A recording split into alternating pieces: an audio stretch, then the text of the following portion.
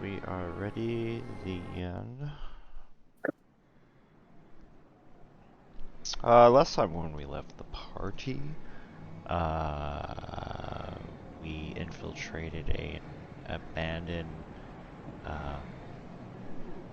military hangar. I think that was owned by the Black Vaults. You discovered a another creation from the Corpse Brigade project, the same one that created Grim. You guys said you guys were going to move the survivors, right, to there? The other villagers or whatever? Yep, clear it out, move them in. Yeah, you guys cleared it out last session. Yeah,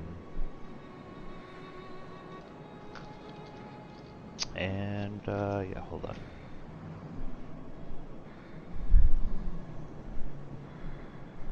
I'll say right now, Queen Nefertari would want to take control of those salamanders.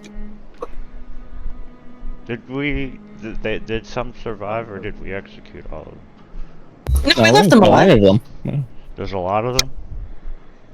Okay. Almost all of them, yeah. Okay, yeah, because like I said, I was hearing a lot of shit out of context, because I didn't record my own voice. So I didn't know what the fuck was going on. Some of the villagers, mainly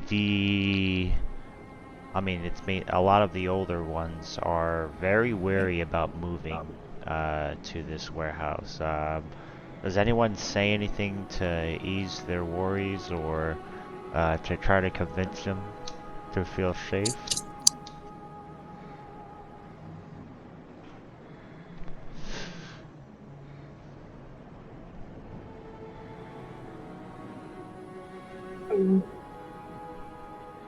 Who's worried? Some of the villagers, like the old people, they don't want to move. Kind of like almost like a laziness, but also like they're very comfortable where they're at. They're just kind of like, why should we move? There's a majority of people that do want to leave.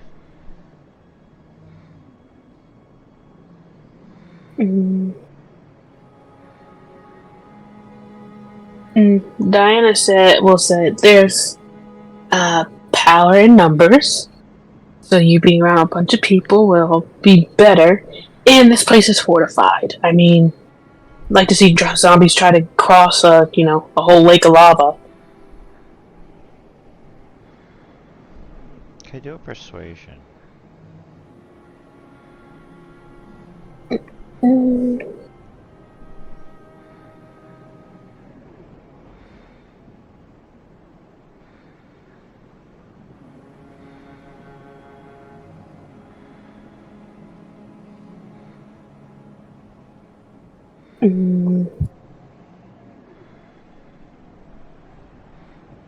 There's still some hesitance, but Nefertari shuts that down instantly as she hisses at some of the cranky old elders and says we're leaving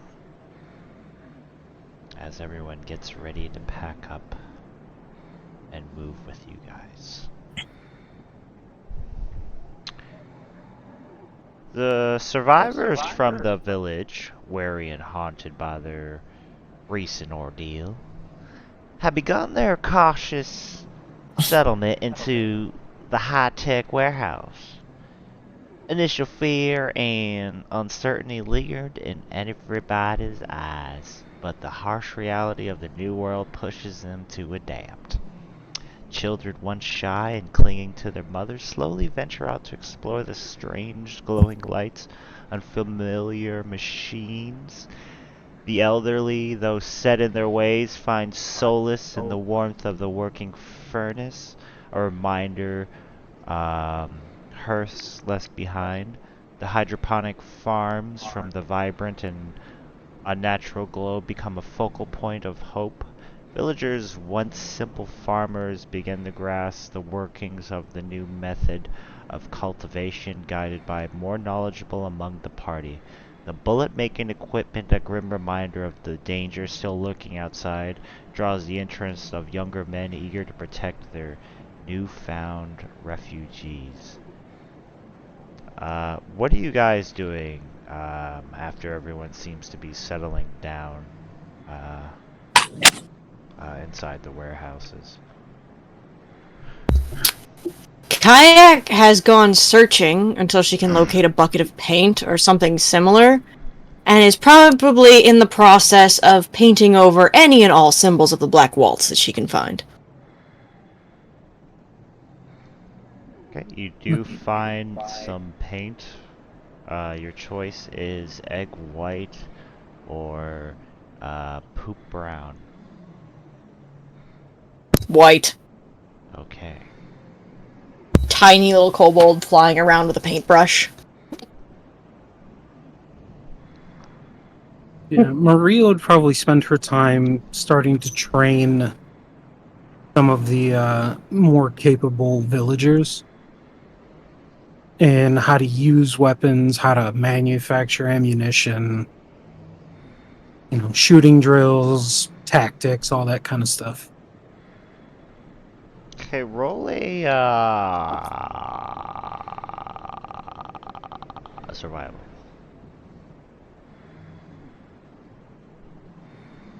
Yeah, well, inspiration that. I will inspiration that again. Maybe I can get a 3 this time?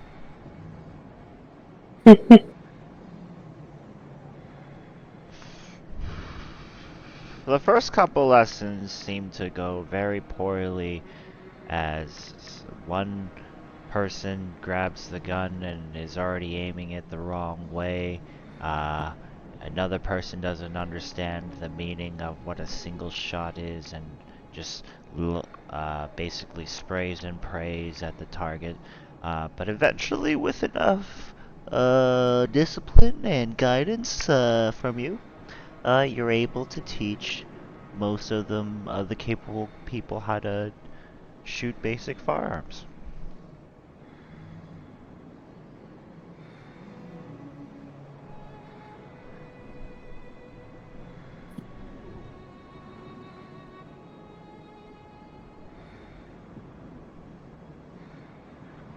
Is anyone else doing anything else? Uh,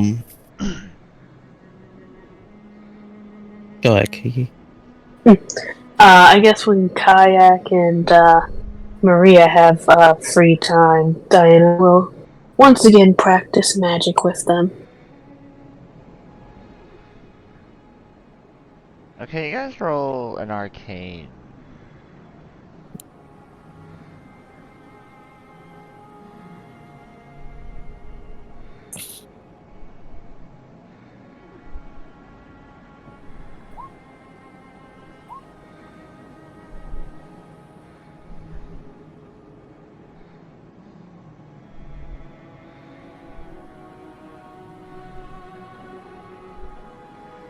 What are you trying to teach them?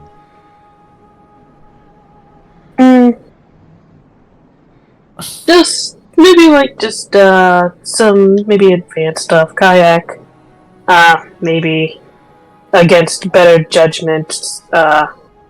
Certain spells like I don't know, maybe like fireball or something else that she can learn. And Diane, and with Maria, just magic in general. I think Maria is probably most interested in learning how to use her own divine spells without the extra tool. Okay.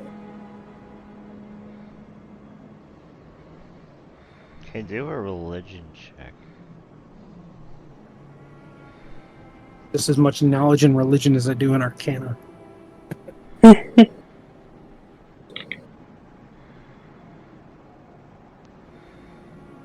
You're able to teach Kayak fireball. With Maria, you're able to help her channel divine magic of some sorts. Um, but as far as you know, you heard that most of the gods were dead.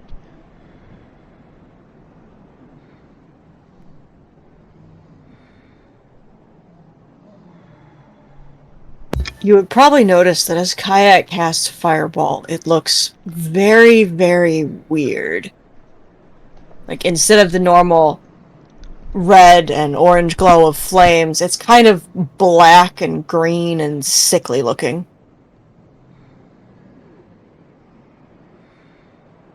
And it doesn't seem to leave any scorch marks when it hits things.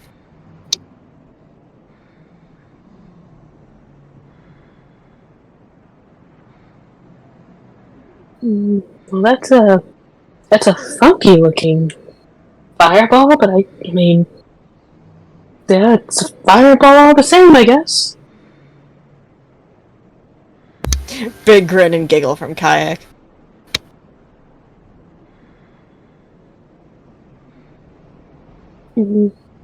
Nice job.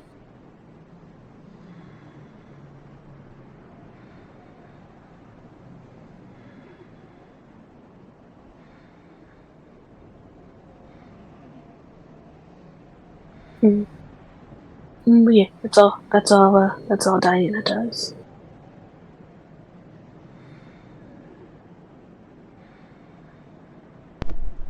Okay, does anyone do anything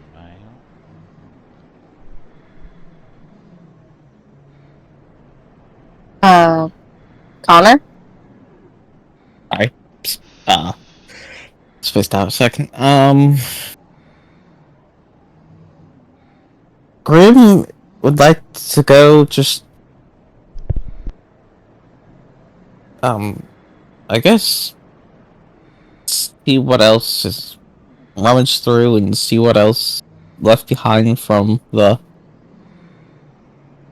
organization and, I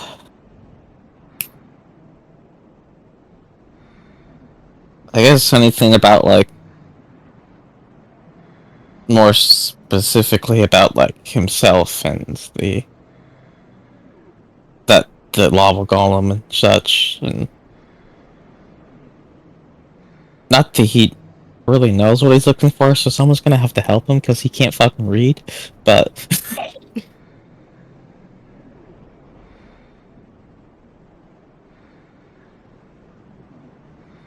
Make an investigation. oh yeah, my favorite, what I'm good at, yeah.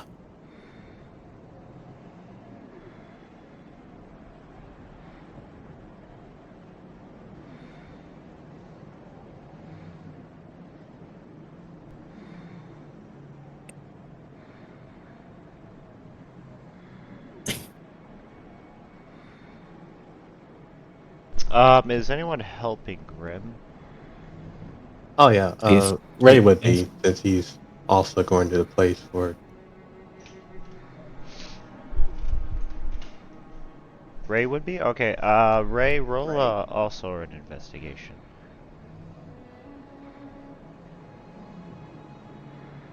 Groom's just gonna come dump like filing cabinets at your feet.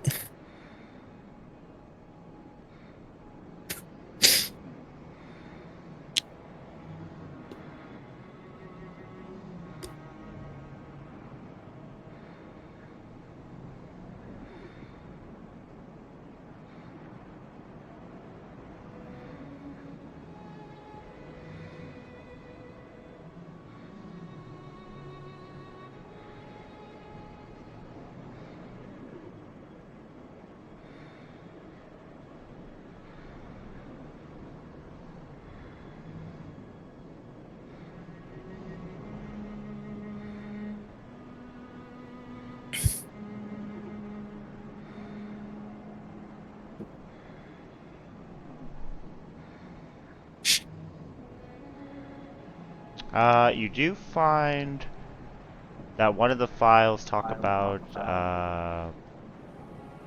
the Corpse Brigade project. You find, a terminal that,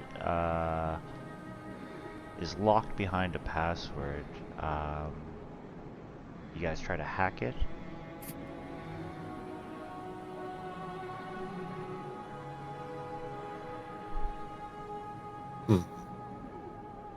How advanced does the terminal look? It looks like it doesn't look too advanced. Probably something, almost like what we have for PCs.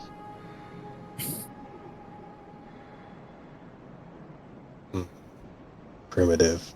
A simple matter.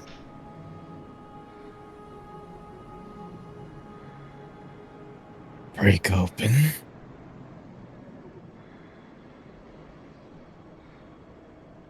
Not physically, internally. Just give me a minute.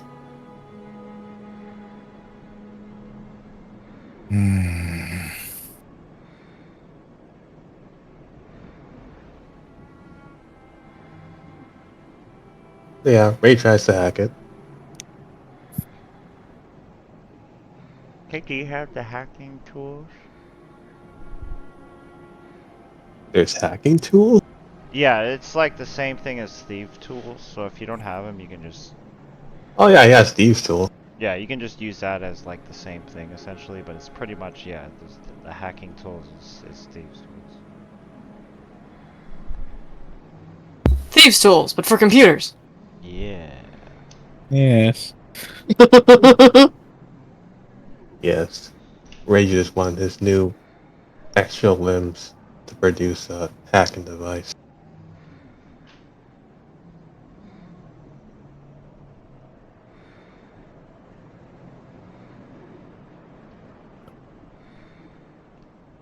You get a blue screen for a second, and then blinks back and says, admin approved, as you gain access inside the computer. Let's see.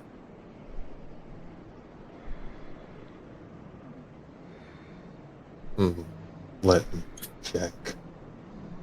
As Ray tries to access any relevant files that's in the computer. Okay. The room glows dimly lit from the pale glow of the computer screen as you both sit in silence. The air is thick with the smell of dust and old paper, the remnants of a time before the world had gone mad.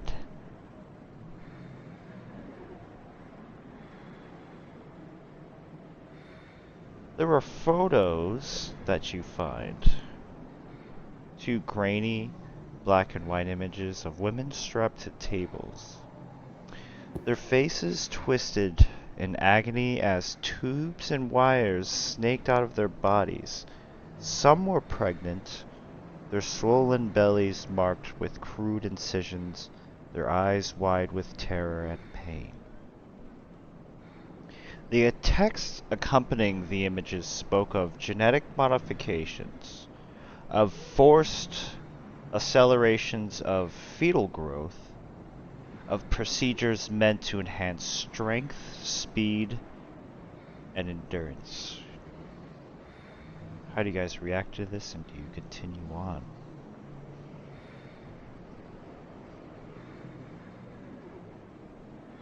Ray's impassive about it. Grim's just kind of stood staring at it because I probably doesn't entirely understand. Are you talking? Are you talking it through the best you can to him, Ray, as you read these files to him? And Yes. It would seem they have been in the field of genetic modifications, forced change in different aspects.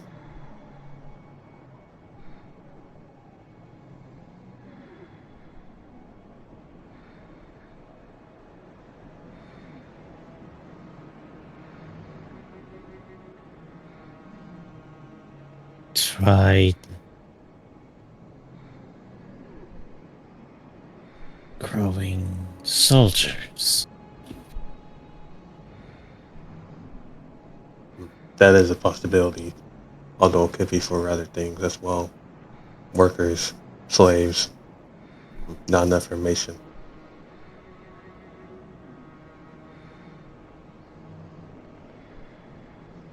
Continue.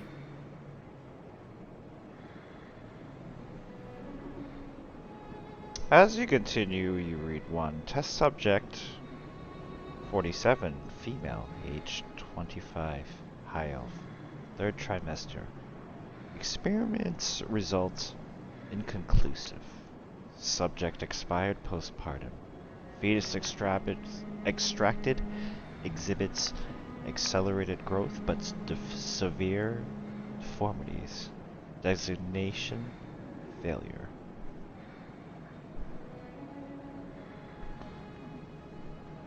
Test subject 93, female, age 32, 2nd trimester. Subject showed high resilience to modifications.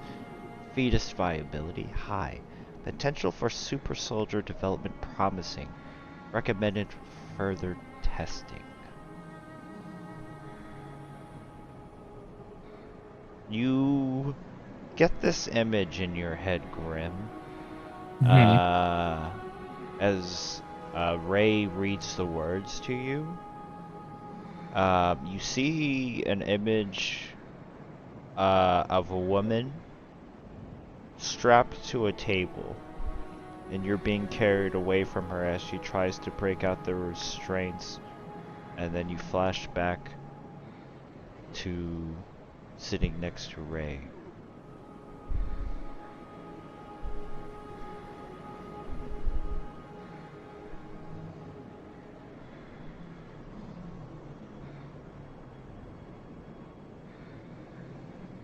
Does it look like any of the ones in the picture?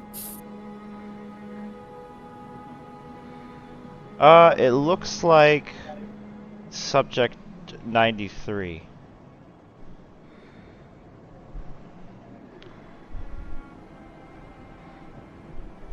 Grim has this very confused expression on his face. You know, he's kind of just looks at it with like unblinking eyes and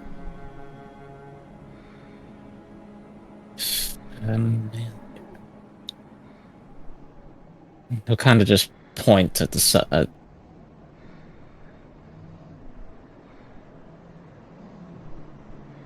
pointed out to Ray gently with a claw on the screen.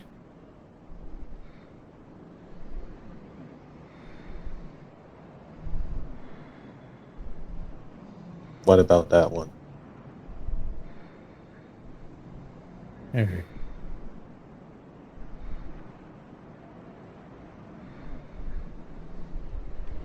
Remember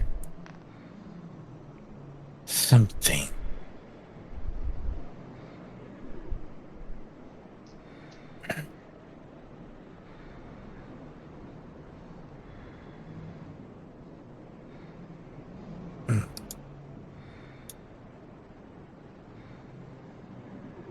As if, like, I know her.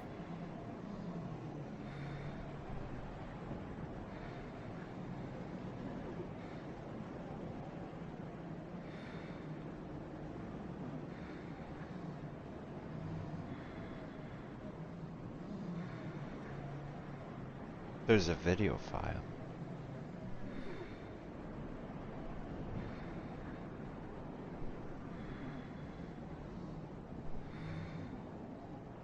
Right, plays it. You click on the video file. The image is grainy and distorted, like something out of an old, forgotten horror film. The camera wobbled slightly, the shaky footage revealing a stark, sterile room, clinical white walls, harsh fluorescent lights casting cold, unforgiving shadows. A woman lay strapped to the table, her eyes wide. The same woman you saw in your memories and in the picture. Unfocused, mouth moving slightly as if caught in a prayer or a scream. Her abdomen was grotesquely swollen and the skin stretched tight, veins visible beneath the surface. Tubes snaked out of her, connected to the machines that hummed with a dreadful rhythm like the heartbeat of some monstrous creature.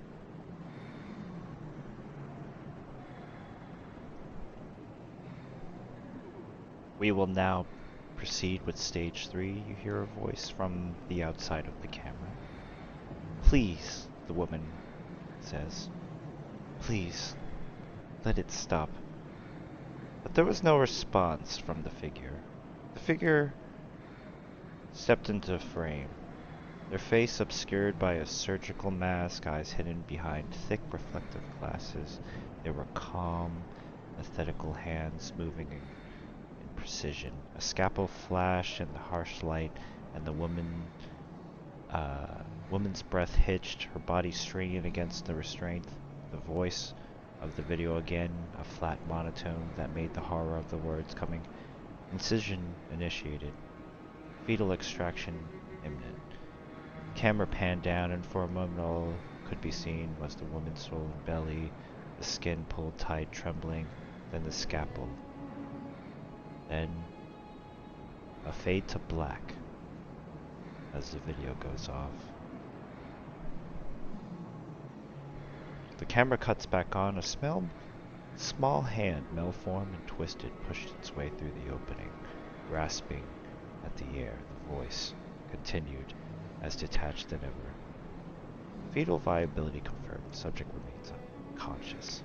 Another scream, this one more animal than human, and the screen flashed red, the feed cutting out in a burst of static for a moment. The screen remained dark, the only sound the faint hum of the speakers. Then the video resumed again, a grotesque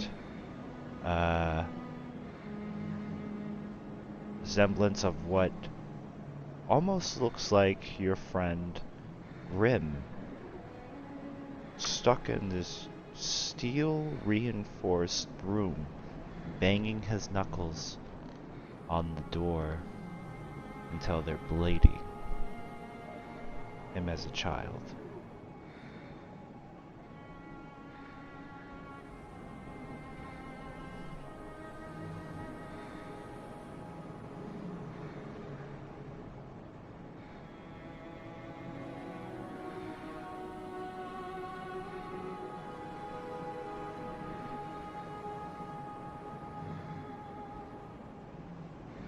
Yes.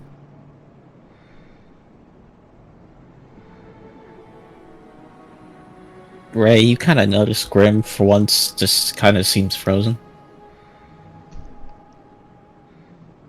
As opposed to his, usual relentless rage and kind of light violence. He's just kind of frozen, staring.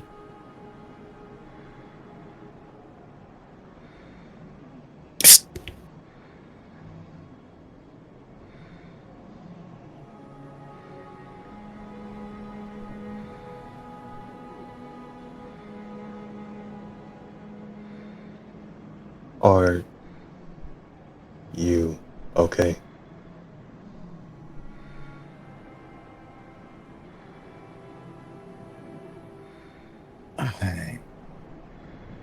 Grim doesn't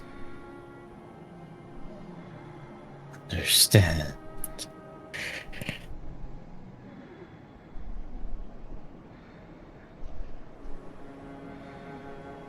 Don't remember that.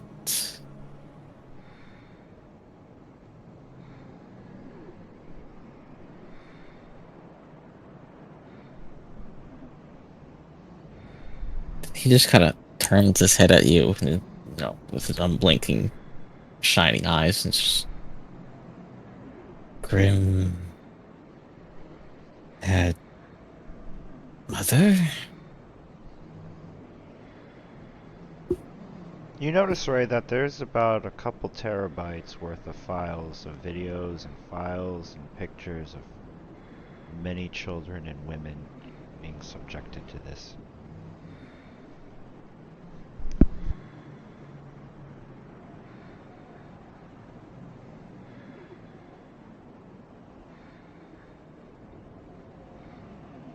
It would seem so. And it would seem there are others than how much there is here.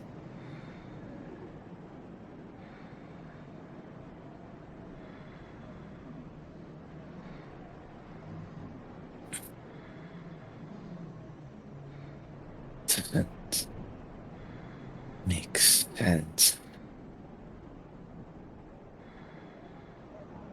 But I was dead.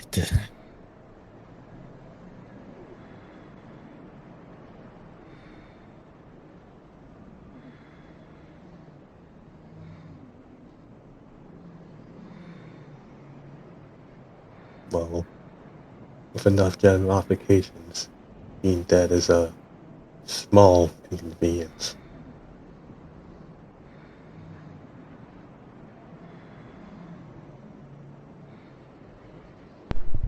You do see where it's under Grimm's file.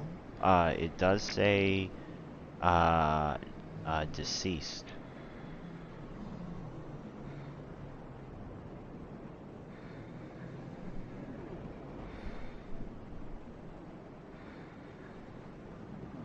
But no details or nothing like that. Other than that.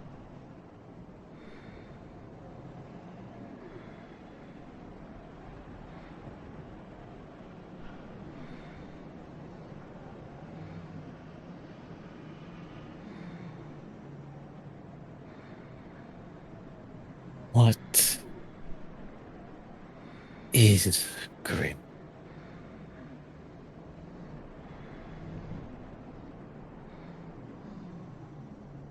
His claws just kind of slightly dig into the desk or table, whatever they're at.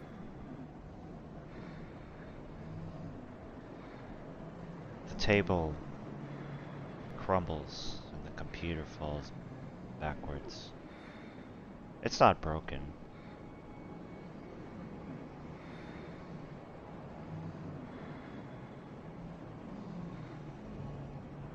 But the desk is.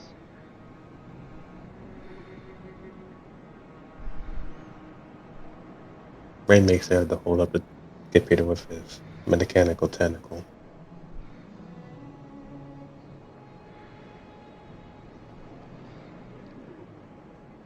For what data I gathered, I do not know. Which help Grim go through it all later.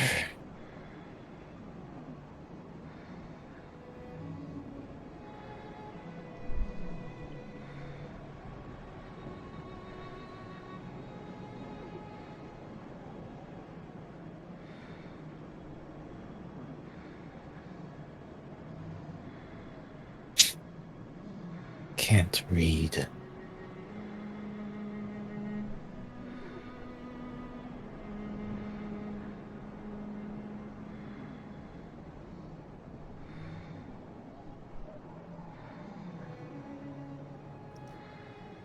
My purpose is to help, so I will aid you if you need me.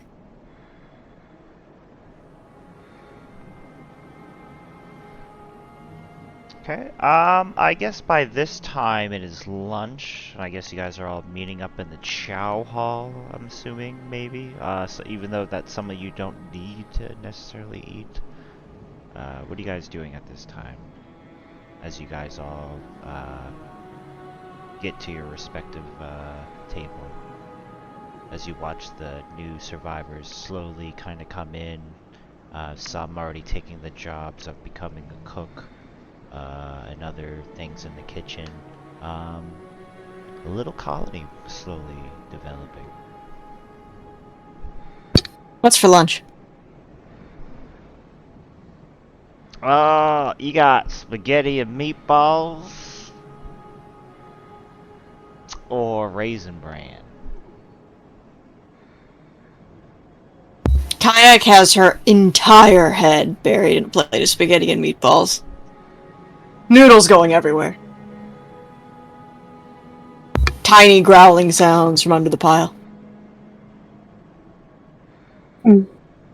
Diana's just watching this, just like, we need to teach you how to eat cleaner.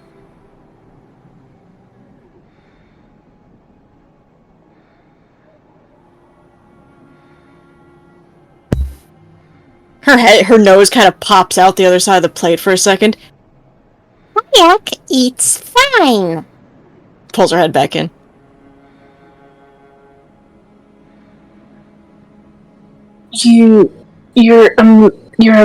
Okay. Just make sure you wipe off after you're done eating.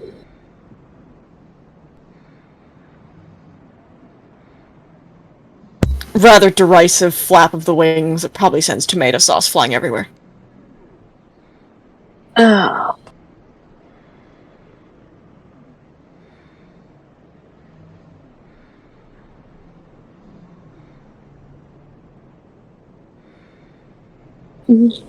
Diana's probably also eating spaghetti.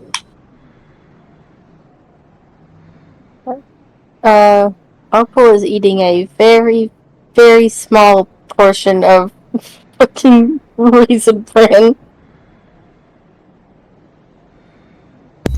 Oh yeah, I should probably also mention Kayak is covered in paint as well.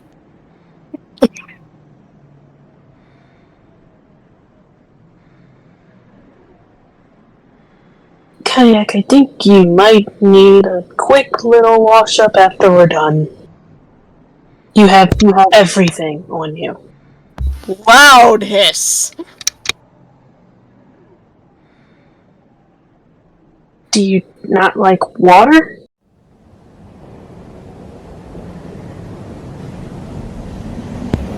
The nose pokes back up. No!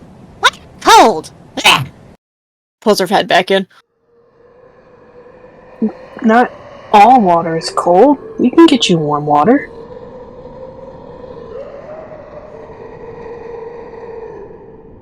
You've never had a nice warm bath?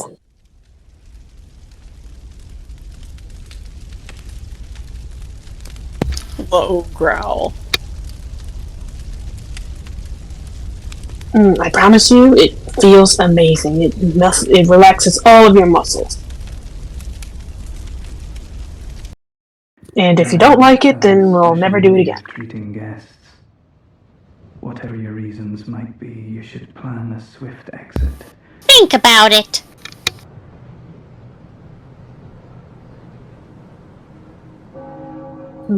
Alright.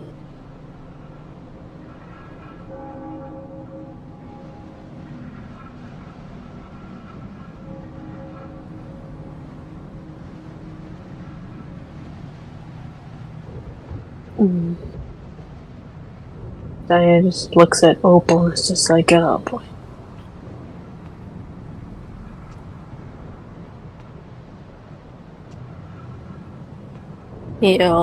You'll figure something out.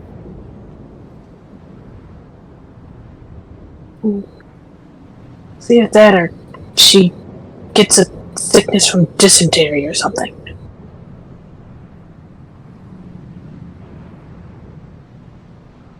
Kayak pulls her head out of the plate of spaghetti, kind of licks tomato sauce and paint off herself, and sticks her head back in.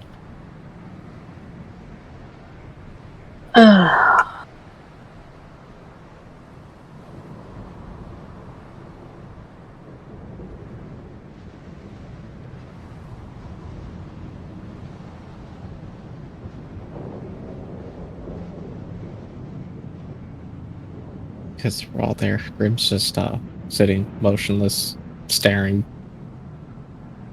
over a kayak.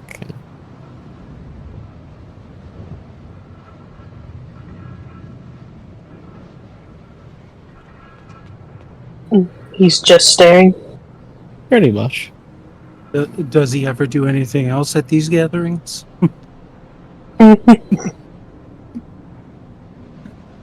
Maria's eating an MRE, and at some point she says, "I need to go on a supply run. I need diamonds." Why diamonds specifically? Kayak's head pops out of the spaghetti again. She looks very interested.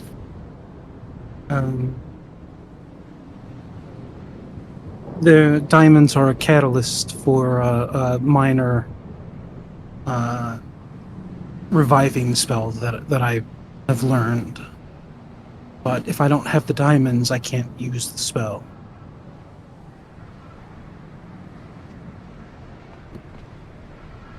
In game mechanics terms, I have a Revivify, but I can't cast it because I don't have diamonds to cast it with. We'll go. Kayak likes finding shiny things.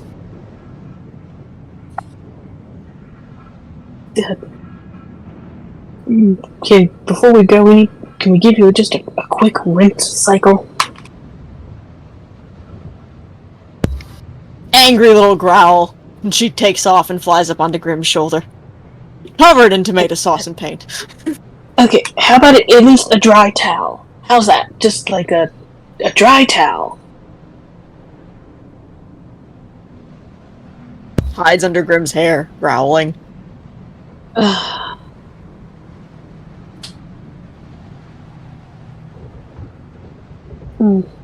Graham, how do you get her clean?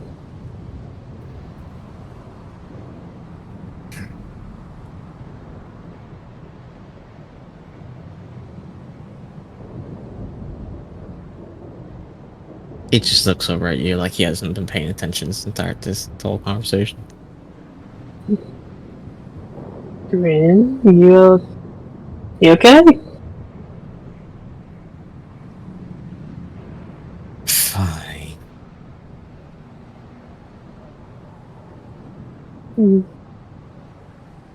Alright.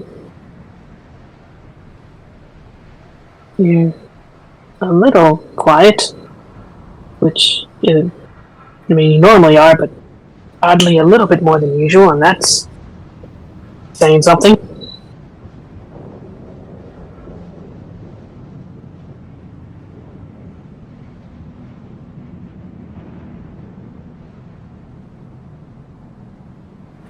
But I'll also come along with getting the diamonds. That sounds like a good spell to have just in case. Opal kind of shifts in her seat a bit. I know where some diamonds are. You know, like a jeweler place or something? Yeah, kind of.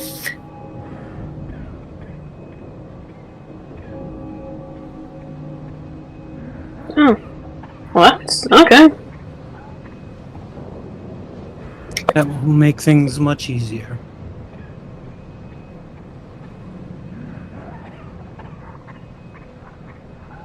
It actually kind of relates to something I've been meaning to talk about.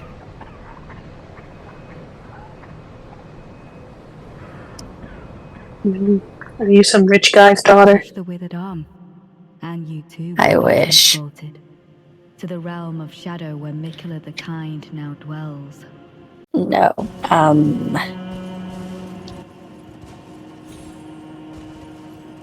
how do I put this?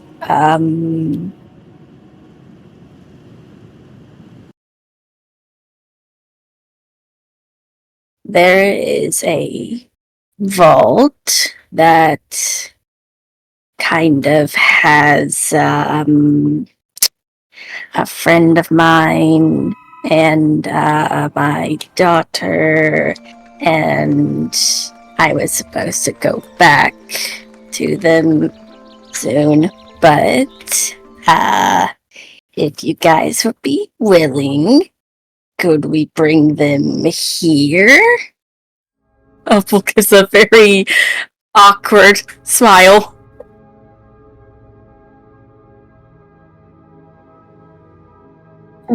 Diana's just staring at you.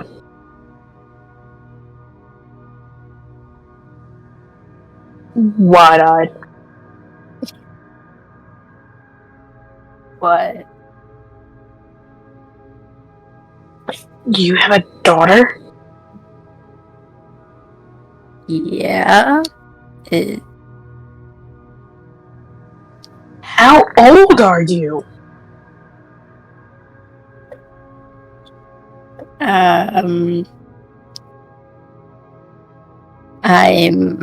about the human equivalent of like 21.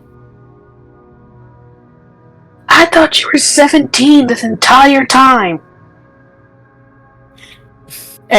No, I'm a grown woman.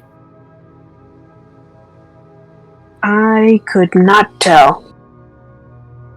Thanks. I've also miscalculated her age.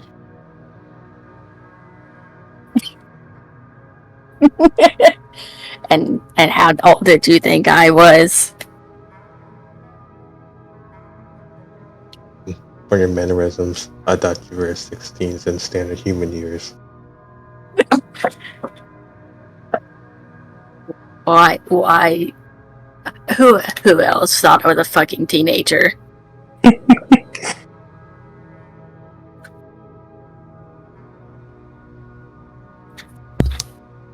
What's a teenager? Both Grim and Kayak going to ask the same question.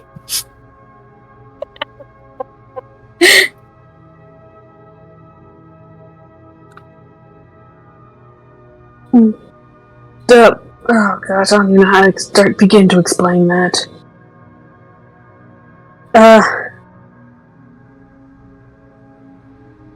Oh boy, alright. Maria, how would you explain a teenager?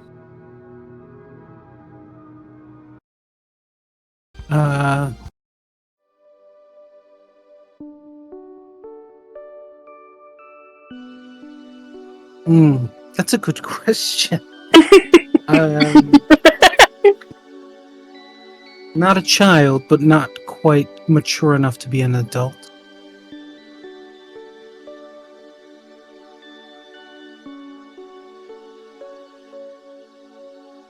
Kayak seems to be thinking really hard about that while licking tomato sauce off one of her wings.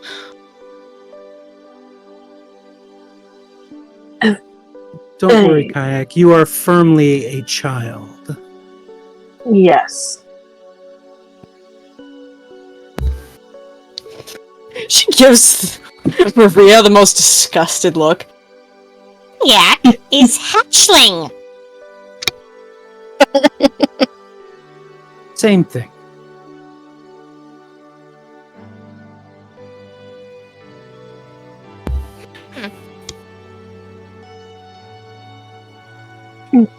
You're the human equivalent of a child.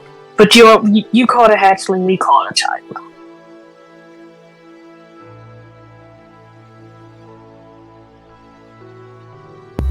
Yeah. Hatchling better. Okay, we'll stick with hatchling. Where do we find child?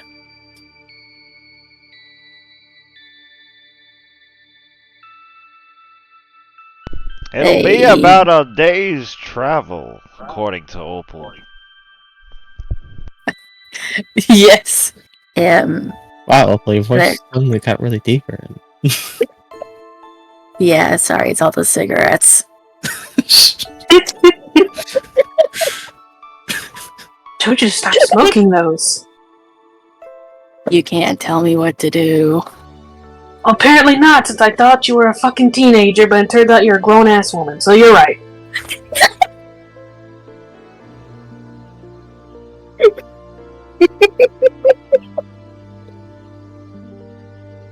Just want to say I love you guys.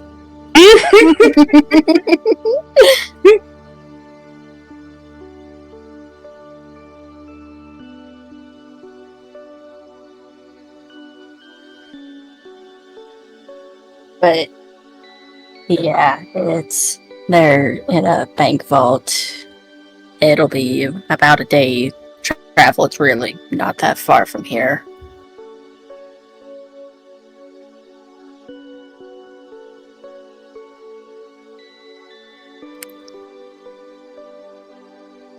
Leaving when?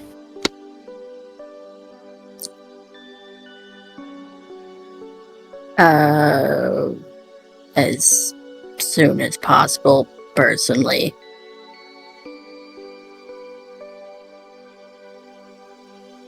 Kayak will nod and probably dive off Grim's shoulder back in her plate of spaghetti just to finish it. Noodles fly everywhere.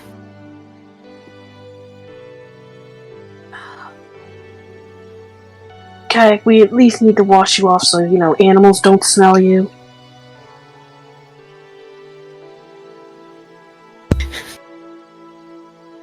She just looks over at Diana and blows a raspberry. Diana's just like, okay, yeah, fair enough. Alright.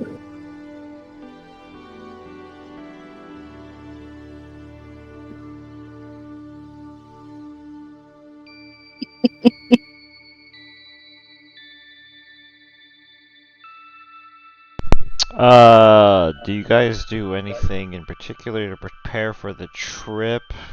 I'm assuming you're also taking the truck. I'm going to ritual cast on everyone. Gift of luck.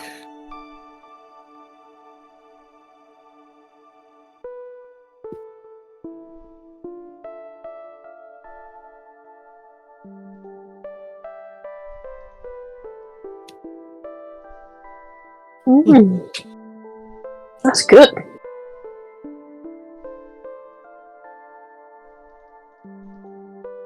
Yeah, it's surprisingly good. For a second level spell, that's a ritual spell. Oh. I assume Kayak go. Oh, sorry, continue. I was gonna say, who's driving? And yeah, and whatever you, and tell me what you guys are gonna pack, I guess, or if there's anything in particular.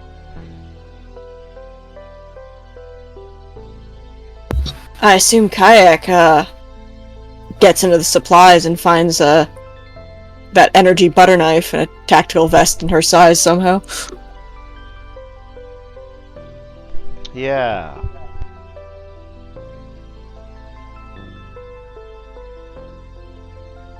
I would like to know if anybody does wrangle her for a bath, or just let her run off and cover in tomato sauce and paint. Diana would at least try to get her to just towel off, just so that way it's again, so she doesn't attract any creatures. Not with the just with the regular towel. It's not wet or anything. Just a regular towel. Do you try to convince her, or do you try to catch her? Convince her.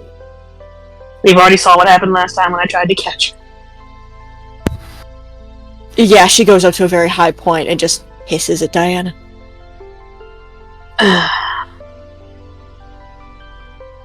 Dear Grim, you'll have a better chance than me. When she gets on your shoulders, can you just give her a quick wipe down? And Diana will give Grim what looks like a hair towel.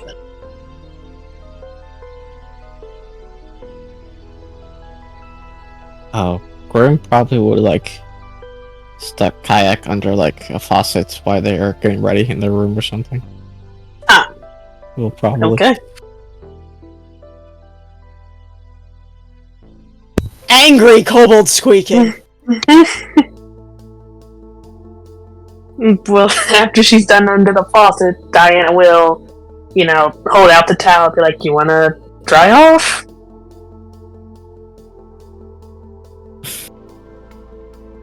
She'll grumpily go kind of nuzzle into the towel. And Diana gives her a towel massage like you do to cats and animals that, when you're drying them off. After a few seconds, you hear a quiet purring sound. She kind of leans into it.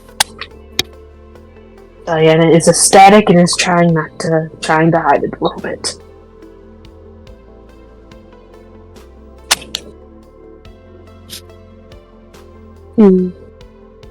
But she looks Not over fun. at I was gonna say, I'm not sure if it matters, but I'm also just on a black screen. But Zoom out. no, still You don't see the truck? no.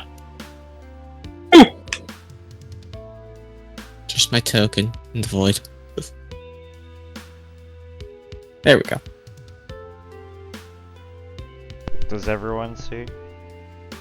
yes. I see. Okay. Yep. Is everyone ready? Yep. Unless anyone else is bringing anything else. I mean, Diana would bring food and stuff like that. Essentials basically. How much food? Eh.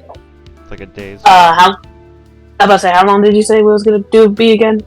A day's worth of travel, so basically 2 days there. 1 day there, 1 day back. Diana will bring 3 days worth of food just in case.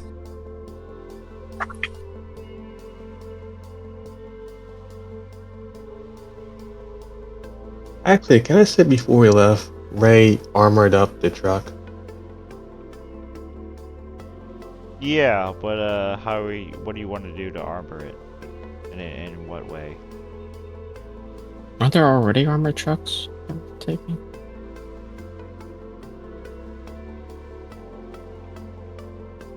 Yeah. Is there? Yeah, this one's already in an armored truck. It's the military. Unless you're taking the F-150 and you want to use that, it's up to you. Yeah, I'll strap that on.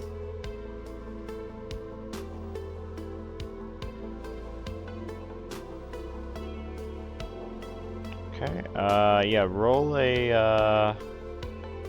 Do you have any tools?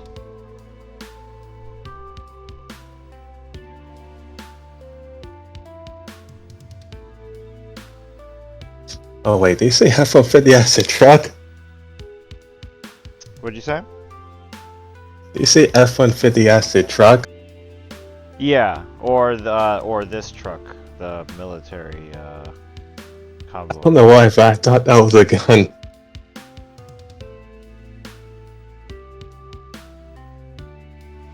Nah, it's a doo-doo. It's a doo-doo truck. Now let's see what the armor truck we got.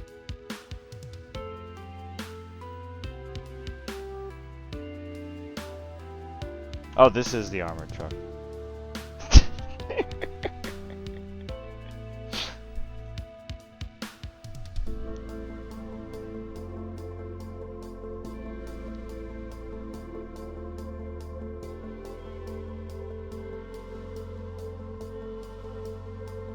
Yeah, sorry, armor. Just gonna strap a big gun to the top. Gun. Okay.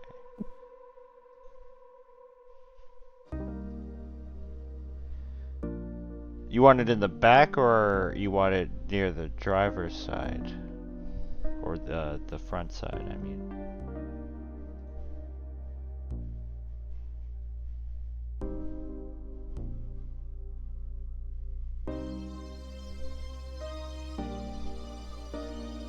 Let's go at the back.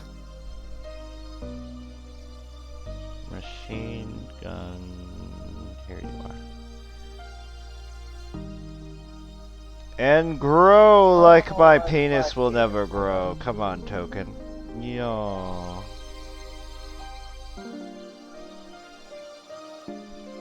Jesus. It just won't stretch. I'm just trying to stretch you. Can you fucking stretch? Thank you. I would have fixed it later, okay? This is a fucking gun. This is a fucking gun. It's pointing. It's on the fucking back.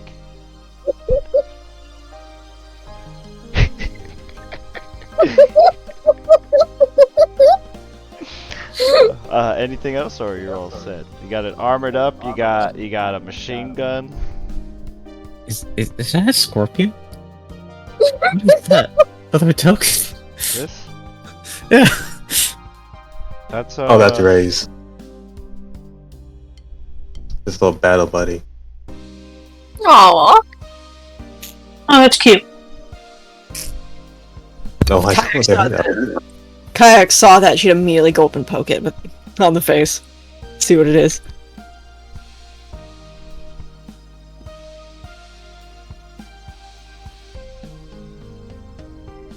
You get pokey, let's have a mechanical hiss.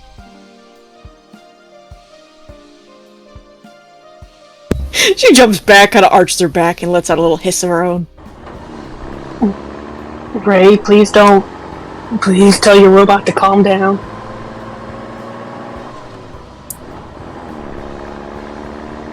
Flicks open a knife, but instead of like the click of the pocket knife, there's a little hum. And she's holding an energy sword. Kayak. What's that? What? Glances back at Grim. Points at the fucking laser blade. Found it in the kitchen.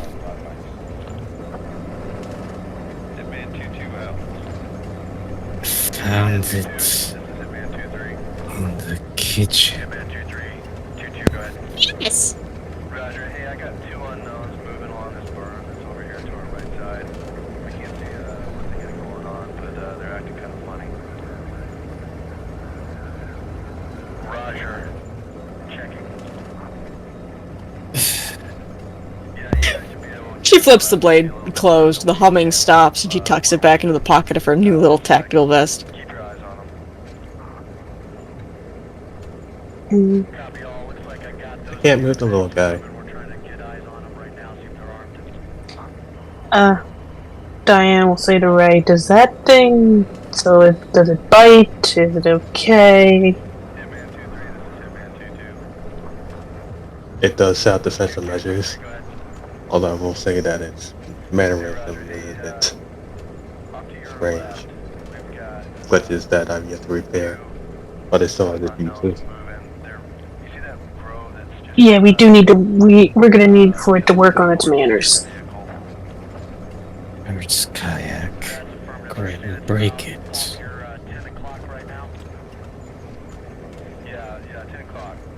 Kayak kind of prods at it again. Just reach over and pick kayak up. I like this.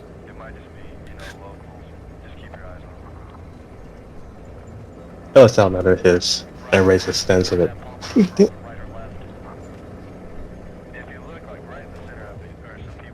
Ah, Ray. that was my cat. What did I say? Oh yeah.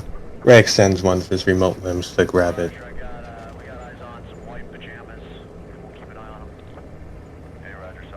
Grin just gently picks kayak up, basically by the scruff, and pulls her back over.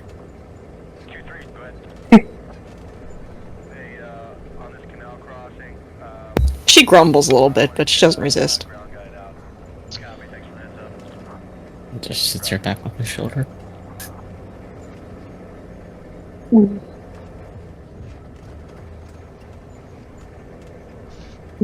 Get along, you two.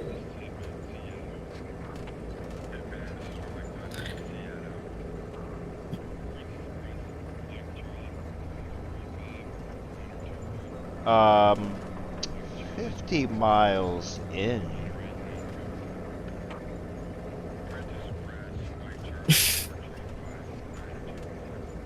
Let's see what you guys are. Yep. 50 miles in.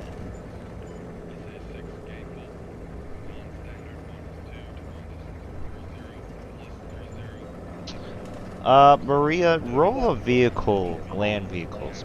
Poop.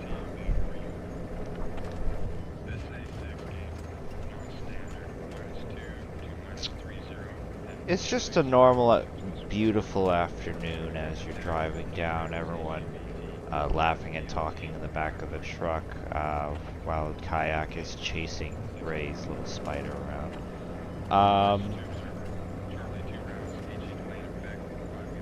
Of course, in an instant, as you're driving, the whole truck, you and the party, are transported down into a different place. It looks like a busy modern city. People are walking around trying to get to work, and you barely dodge a car in incoming traffic as you're swerving the car through the traffic. You're getting really confused because now it looks like how the world used to be back in the past, and then in an instant you're back on the road.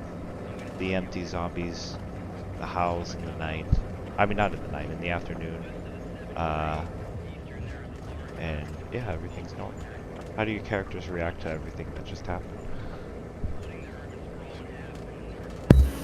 Kayak would have let out a screech of just fear and flown to hide in Grimm's hair. The second the first car whizzed by.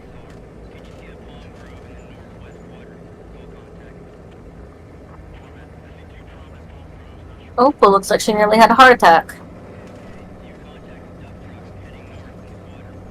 Yeah, Maria would, after returning back to our normal world, would have probably immediately slammed on the brakes and stopped the truck.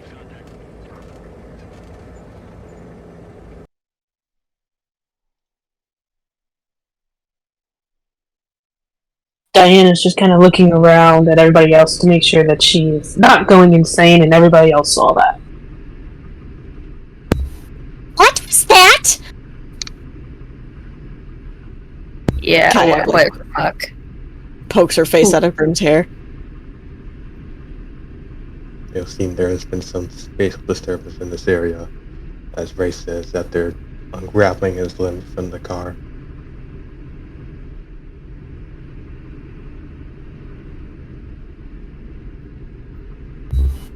I just thought about this. This armored truck does it even have windows in the back?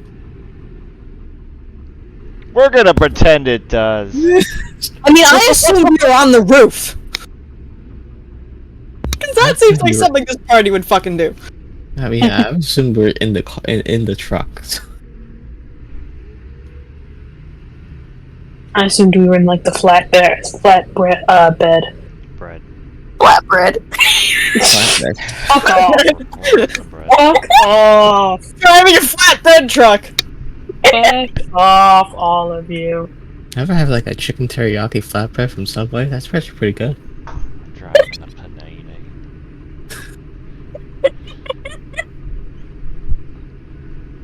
F-150 panini. Do you guys stop, keep at the stop? Do you investigate anything or get off the truck? As it is starting to grow into dark, or do you continue to truck forward through the night?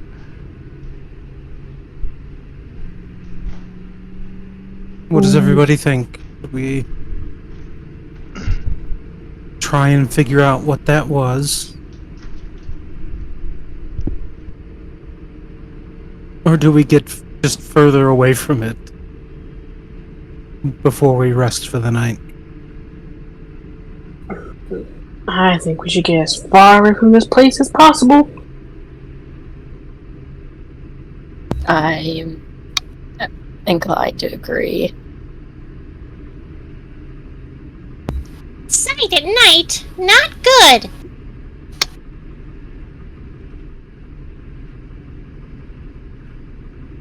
I'm back after.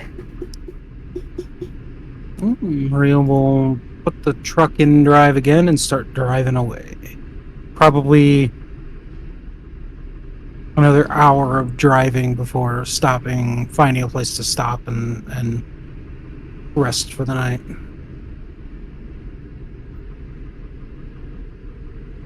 Okay, you find a abandoned gas station on the side of the road. Doesn't seem to be any signs of zombies or anything.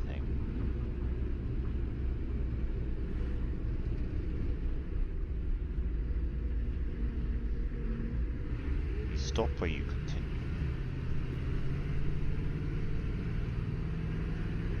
How open is the surrounding area? It's pretty open. Other than like weeds and bushels growing through the concrete and the tar, it's pretty flat land all around. Like you could probably see like a mile each way if you really wanted to with like a telescope or something. No, okay. We'll stop for the night.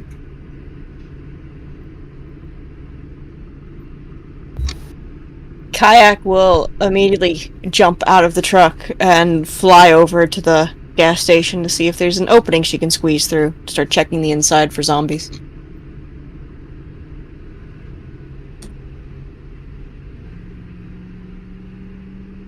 I'm just gonna follow her.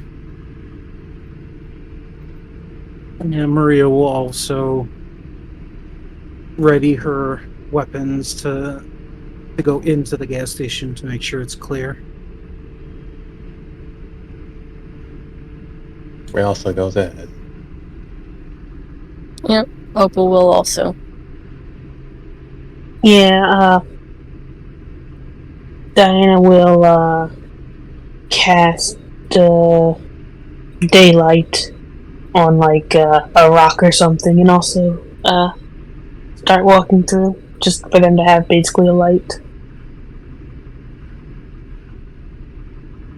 It's pretty abandoned in here. You don't see anybody. You don't see any zombies. There is no food. It already looks pretty ransacked. Anything that could be eaten or of use. They take the slushy machines. They did take the slushy machines. God damn it. They took the nacho machine that scorched the diarrhea cheese, diarrhea chili. Fucking savages. Are there any rodents in the place? Do a survival to find any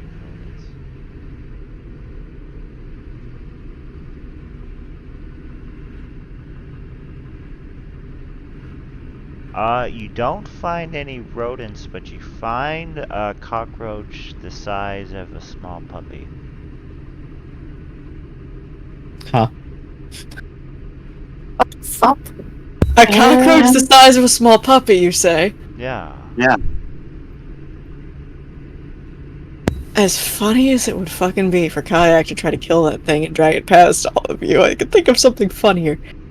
Can Kayak take out, like, I'm assuming she's got, like, scraps of rations in her pockets, because, you know, what else is a kid gonna keep in her pockets? And, try to convince the cockroach to come closer to her. How much time are you going to spend doing this? Probably as long as it takes. She had a nice nap in the car, she's full of energy. Roll animal handling.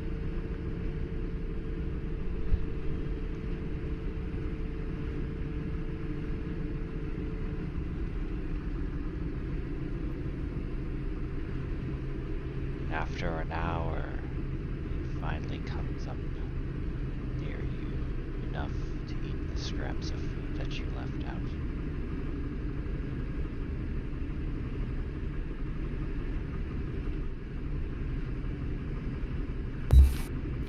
Her wings flutter very excitedly. And she's probably gonna try to lead it. Just like holding a scrap of food out, trying to get it to follow her. Roll another animal handling.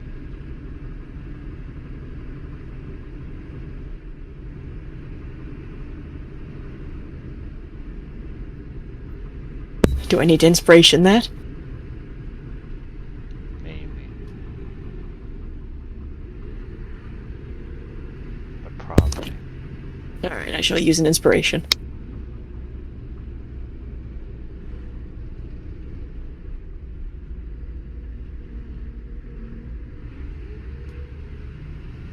The cockroach takes a shit on your face.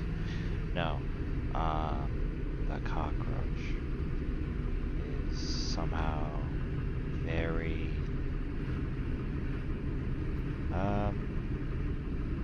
It has grown some kind of attachment towards you as it flutters and follows you.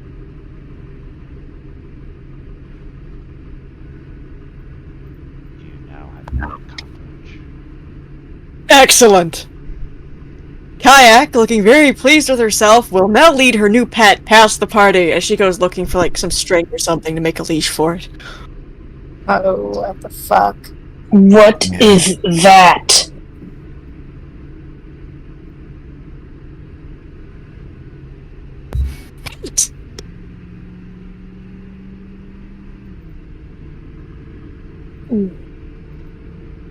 Diana just kind of looked at everyone else, and it's just like, please tell me we're not keeping that thing.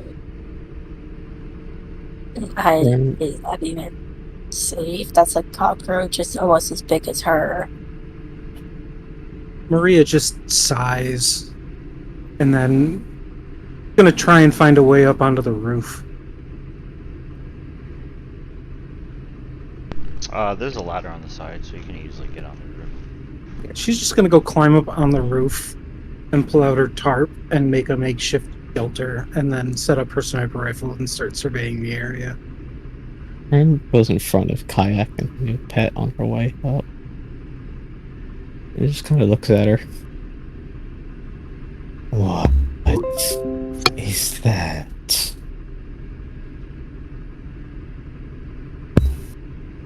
Bug! Why do you have bug? She kind of shrugs.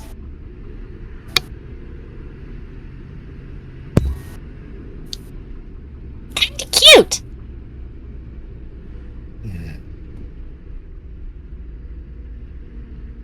Are you trying to keep bug? Yes! Don't know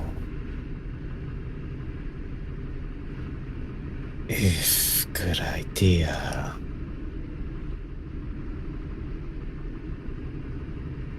Looks back at the giant fucking cockroach. Looks back at Grim. Why not?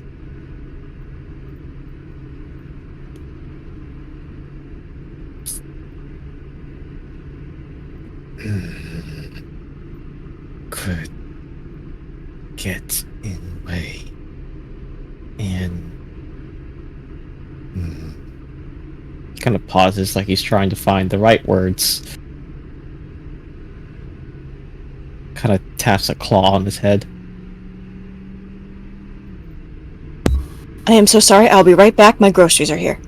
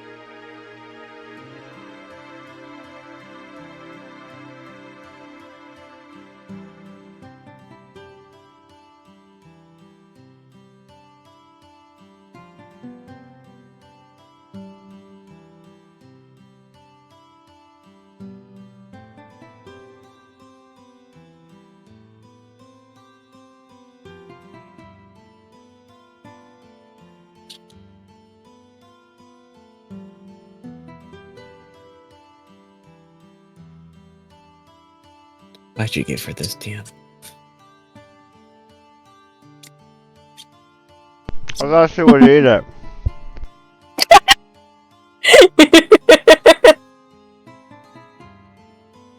I knew it was when you said it was the size of a puppy. I did too.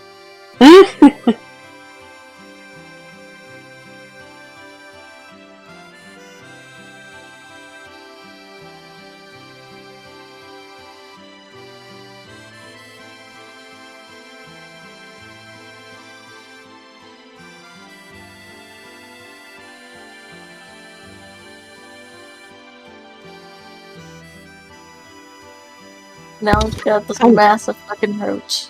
I'm back. I am so sorry. They can never find my house. I had to go turn the light on. Oh, good. Welcome back. Thank you. What was the last thing Grim said? He's just kind of trying to find the words and just like. It is.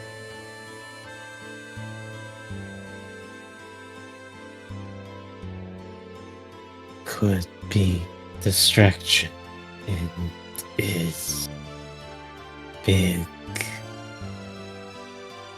responsibility. Kind of looks at the others to make sure he's using that word right. Diana gives him a thumbs up.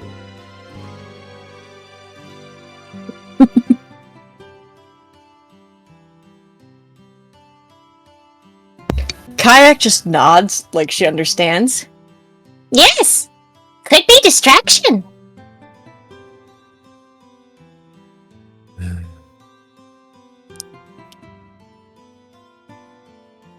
You have to care for it. She nods again. Tosses it a scrap of food.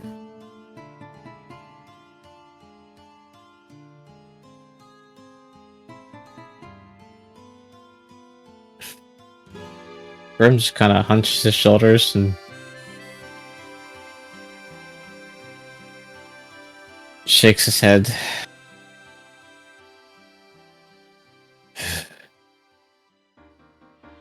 For bed.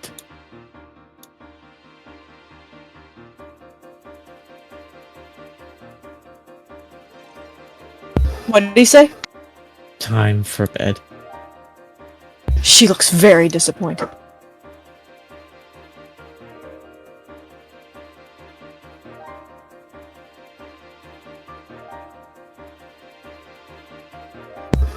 But will take off and flutter up onto his shoulder.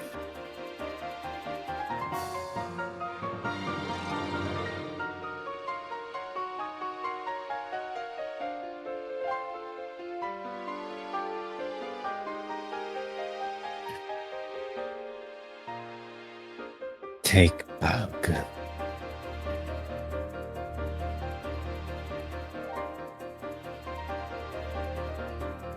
Gives him a confused look.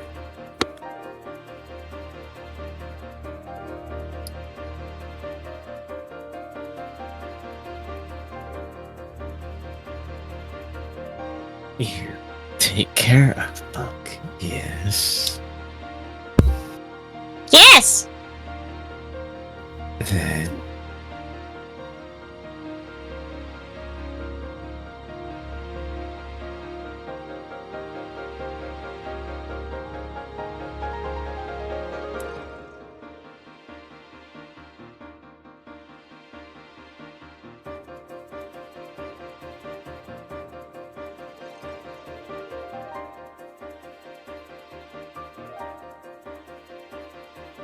Okay, and you guys wake up the next day, and yeah, still no signs of zombies, no signs of people. Just hear some birds chirping as you wake up.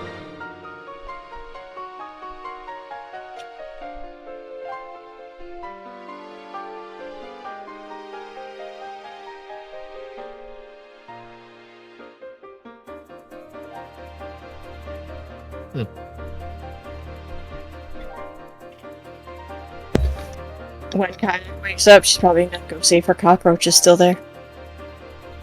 When you wake up, it's on your face.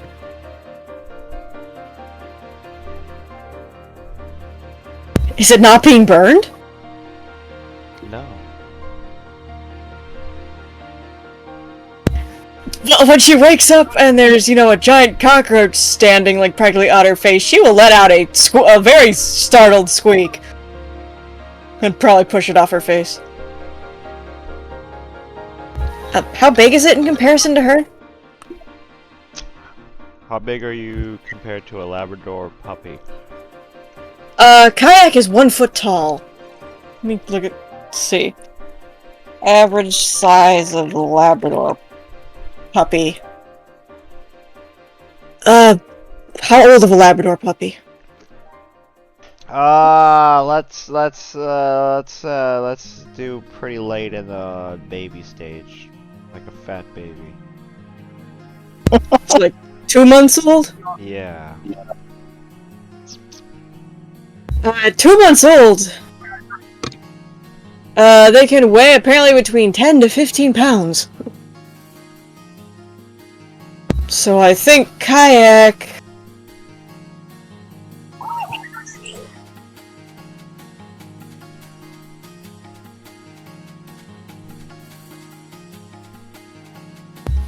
It's much bigger than Kayak!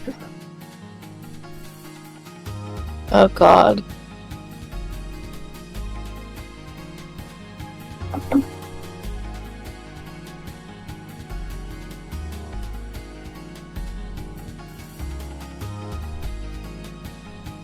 It's... if...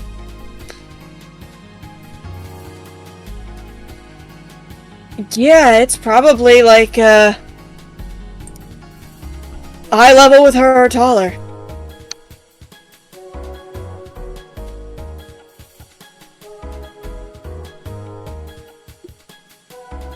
So yeah, very startled kobold squeak. The cockroach flies off and just sticks to the ceiling.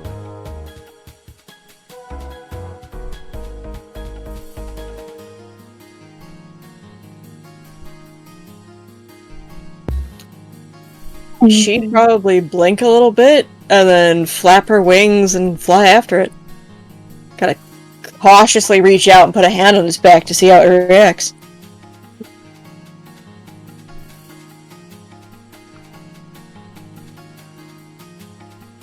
It's fine. It crawls on your hand, and it weighs you down as you try to keep your flight. She just spread her wings and drift to the ground, looking very happy.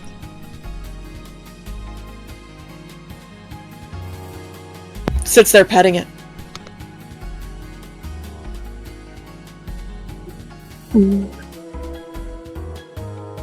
Diana, who was probably woken up by Kayak squeak, just stares at this whole interaction and is just like, we're not seriously keeping that thing, are we?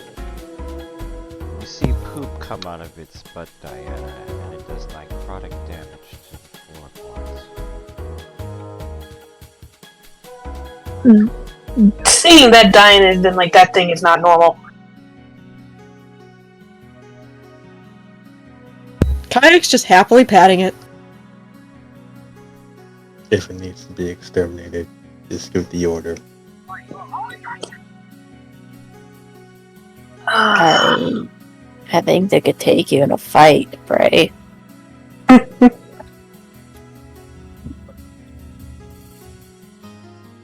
not the insect.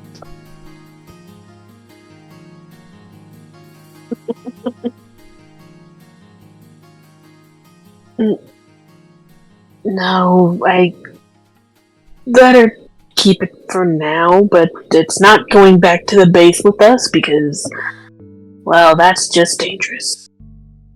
And it might also burn, who knows, but let her keep it for now. I guess. I don't know, I hate it, but he seems happy, I guess.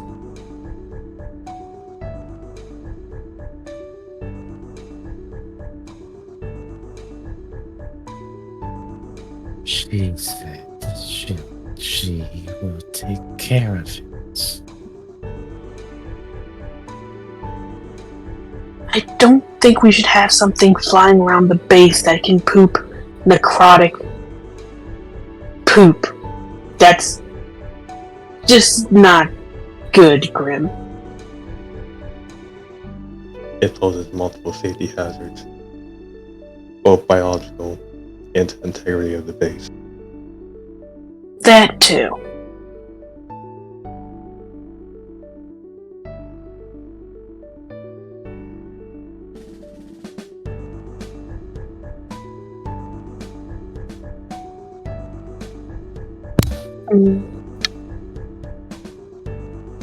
Kayak is ignoring the discussion and probably once again looking for string or something that she can use to make a collar and leash for the bug. You do find in the gas station that there are just, dog leashes that no one ever bought in years times past, the retractable kind. Yep, she'd probably see if she could, like, retrofit a harness and leash for it. Oh, hey, it's all a survival chicken. Let's see what you get. While this is happening, Diana will go up to the roof where Maria is to pretty much see if she's ready to go and awake. Oh yeah, she's been awake. And she's just keeping an eye out.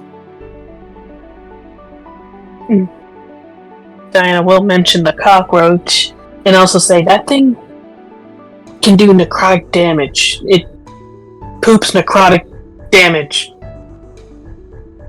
We cannot take that thing back to the base. What would you rather deal with, that or Kayak being a brat?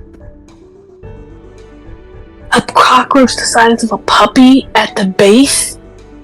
That's unsanitary. Yeah. Well, she can keep it outside, for all I care. I didn't think about that, I guess. Gross.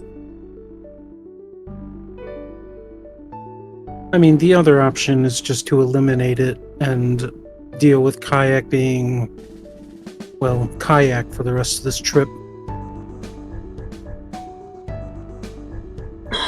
True. Fine.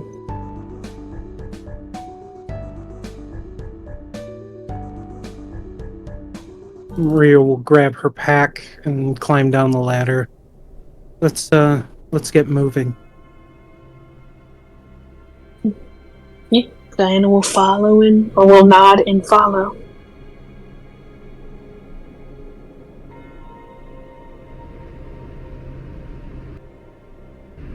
Yeah, Maria will gather everyone else up again, and she's again going to ritual cast Gift of Luck for everybody.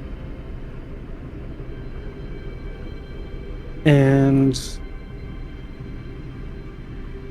yes, is everyone ready? Yeah. Yes! Ready. Let's get moving. Okay, somebody roll a d20. I guess I could.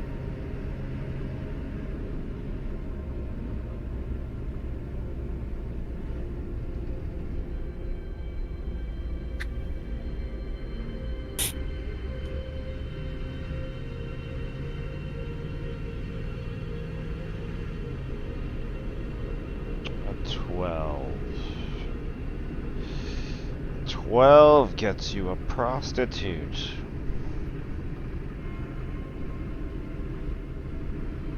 What? I don't think anybody on this truck wants that. Okay, you pass by Billy Boggins, the sexy, frumpy-looking goblin man wearing the gold Speedos. He's balding. He's rubbing Cheerios on his nipples. He says, "Come on!" as you pass him by, and he makes a frown. Kayak just stares as we go by. Oh yeah, Opal's staring. Looking very confused. Maria locks the doors. He just kind of slumps back down as you pass by, and then just looks alone. You get to you get to where the fuck is this? Where's my notes?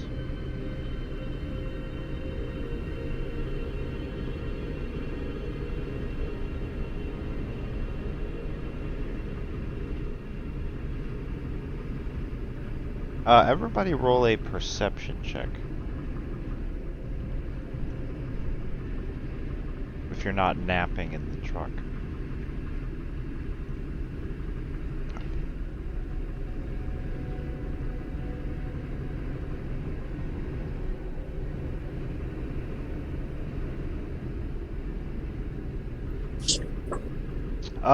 You come to a part where the roads, it's like the back roads. It's just a single road in thick woods.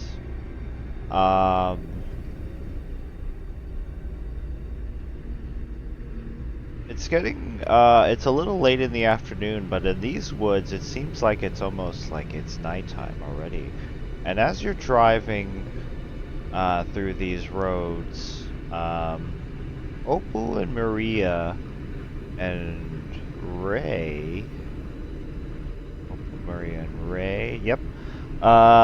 You notice you're probably driving maybe at least 60 miles per hour. On the side through the forest, you can't help to notice the shadowy, kind of blanket-looking thing kind of come in and out through the trees once in a while.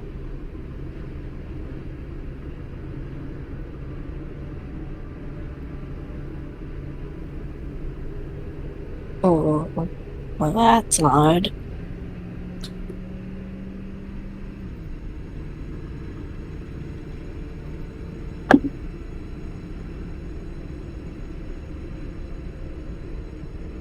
It begins What's to wrong? get dark and foggy as you go further down the road.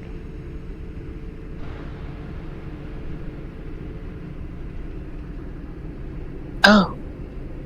This is eerie.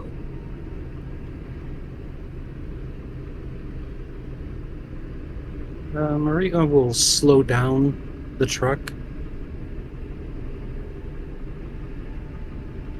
just a little bit. Maybe instead of going like 60, we're going like 40. And is hyper vigilant. Okay, let's everybody roll a d20. This is going to be a sanity check.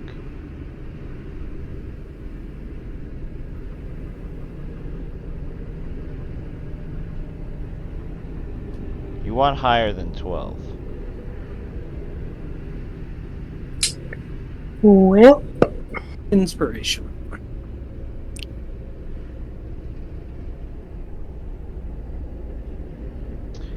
If you... what's that Uh-huh. gift of luck thing? The gift of luck? What's that for again? Gives you advantage on any 3 rolls of your choice. For 24 hours. I'll use... You can only use it once, right? 3 times. Oh, 3. Okay, But let's- it's 3 separate, so can't use multiple on the same. Dang. Okay. Well, I just sucked then. I mean, it said over a 12, so you got it. Oh, never mind then. I thought for some reason I thought it was 15. Okay, never mind. I'm good. Grim, did you roll one?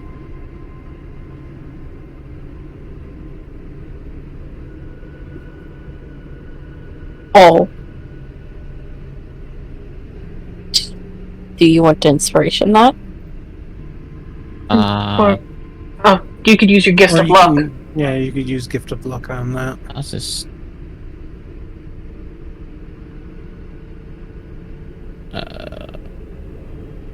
Here, I rolled. Oh. Let's just a gift of luck then. Nice. Truly luck.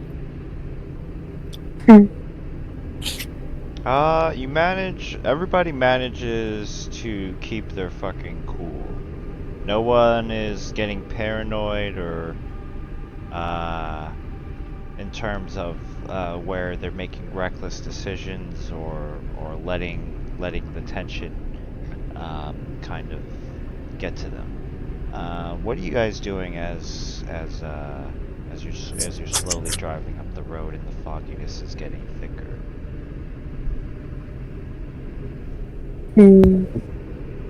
Kayak's probably just playing with her cockroach. Roll an animal handling check. You try to teach your cockroach how to play fetch. You throw a crumpled paper ball towards the corner of the truck while everyone else is looking out the windows, weapons and guns ready to fucking shoot whatever is coming out of the shadows. The cockroach looks at the paper ball for a second. It almost looks like it's gonna grab it, but it doesn't. It turns around and takes a shit on it, and the fucking paper dissolves. Or burns up into ashes, or whatever the fuck necrotic damage does. Kayak just blinks a little bit and then shrugs.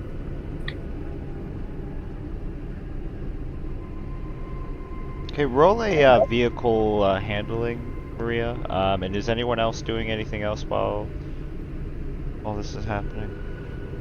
Yeah, Ray's looking out the window with his life form scanner. Diana will probably again cast daylight. This time on she'll tap the roof of the car just to give it a little extra light for visibility. The roof of the car inside? No, outside. She'll stick her hand out the window. Okay.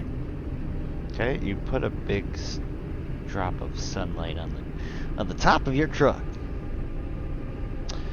You scan for life forms. Beep beep. Beep beep. Do a perception check, Ray. Beep beep. Beep beep. Nothing so far. I'll use that luck thing. Well, you already.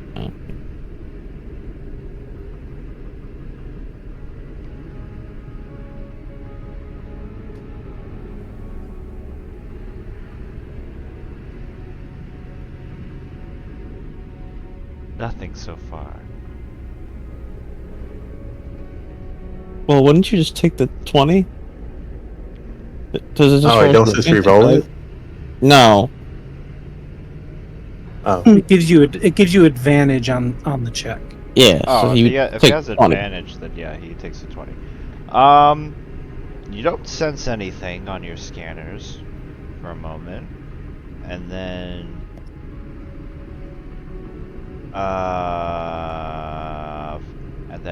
in an instant, beep beep, something pops up that says type fiend, and the approximate number is 1.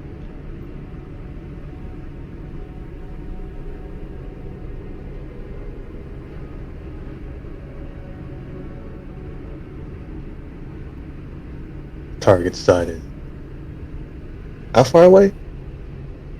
He's about 40 feet away from the truck right now on your side.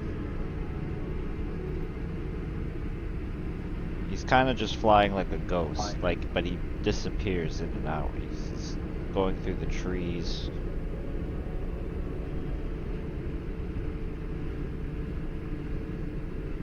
Yeah, Ray pointed out. Target sighted. 40 way away. Identified as fiend.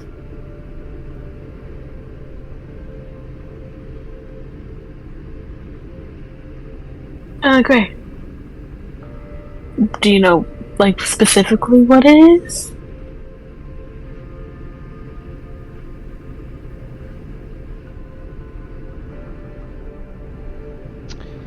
You're not sure what it is specifically.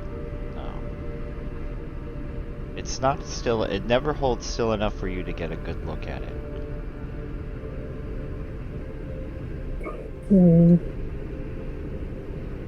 I'm gonna to keep contact to probably identify it.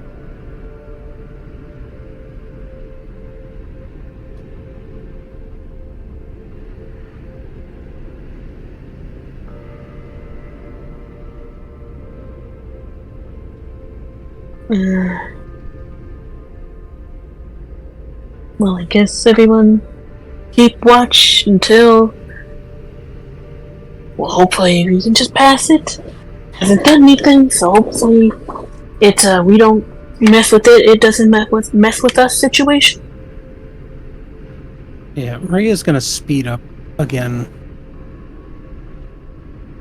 Yeah. Back up to like 60.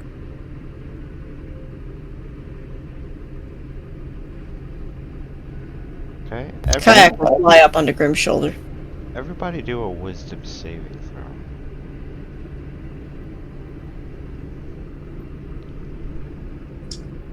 throw. Wisdom.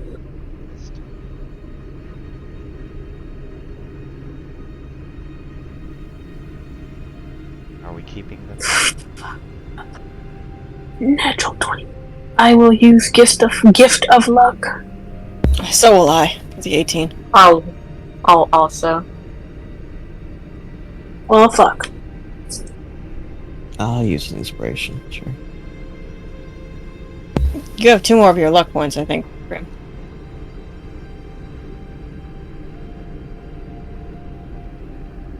Ah, yeah, it's true. Sure, let's roll a second time.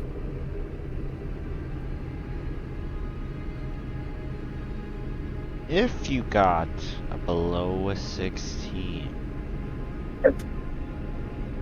you feel the irresistible urge to jump off the truck.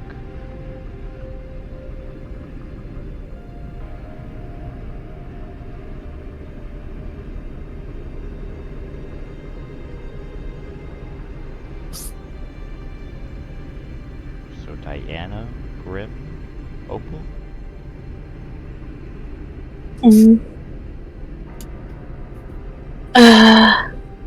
Yeah, alright, you see, since I imagine Diana probably has the window up, but, you see her try to start to climb out the window.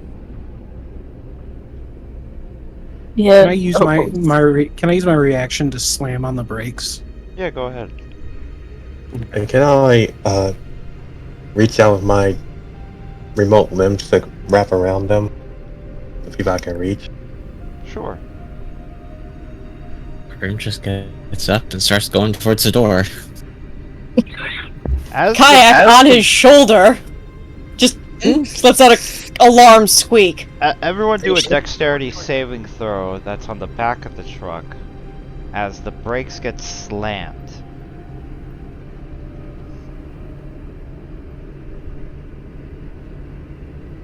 I'll use a second gift of luck for that nat 20. Okay, Grim. Just like, I guess the floor moved. I guess the panini truck was trying to knock me down. Opal falls on her butt. It's like... There's like 400 pounds of metal in... so yeah. Kayak just sinks her claws into him. Why to keep herself. Yeah, if you got above 15, you're fine. But you are pushed back 5 feet back as you try to get to your destination as the truck stops. Yeah, as we come to a stop, Mario will look at Ray. It seems we don't have a choice. And then she... Is there access between the cab of the truck and the back? Yeah. She's gonna move back and grab the machine gun, scanning the area for whatever this thing is.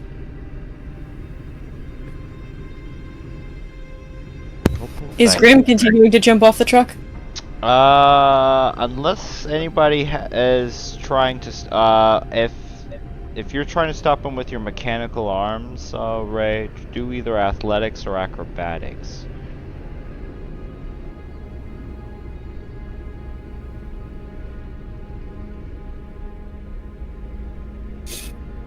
Contesting with all 3. Okay.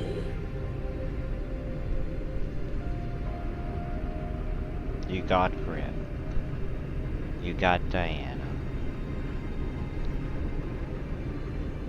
You got Opal. You snagged them all in your mechanical limbs, but they still... It's weird, they just ask you to basically let them go so they can go out to the forest.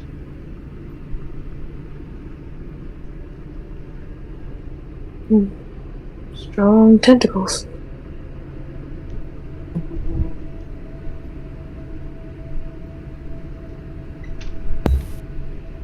Their minds are altered. Out there! Go to forest. Not safe! Sorry, Ray, go ahead. Oh yeah, Ray was just shouting out that their minds are altered. Can maybe you guys fix it? Yeah, I'm gonna give this a try. Maria's gonna reach out and she's gonna touch Grim on the shoulder and she's gonna cast Dispel Magic. Yep. He doesn't want to go out anymore. Well, that's good. He's about to rip fucking Ray's arm off, so. You can try. Probably do it.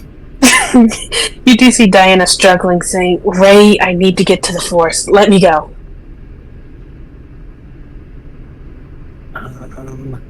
Only got... Yeah, I'm gonna hit Diana. I'm gonna move over and hit Diana with another Dispel Magic. Okay, same thing. And then I'm gonna look at her and I'm gonna say, can you dispel magics?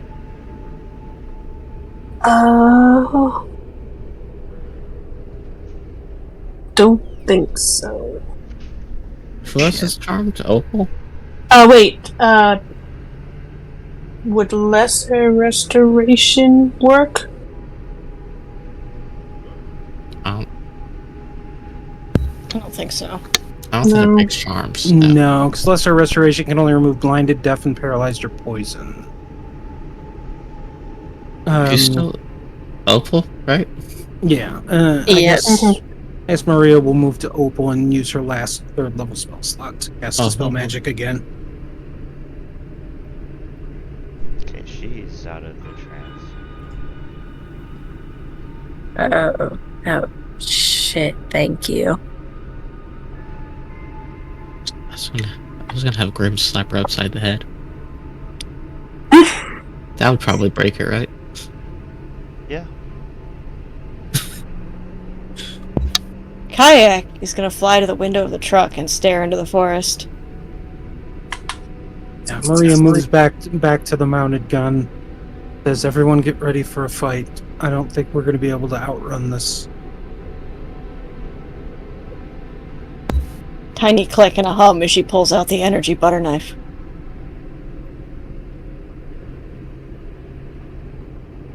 Still just staring at the forest to see what's in there.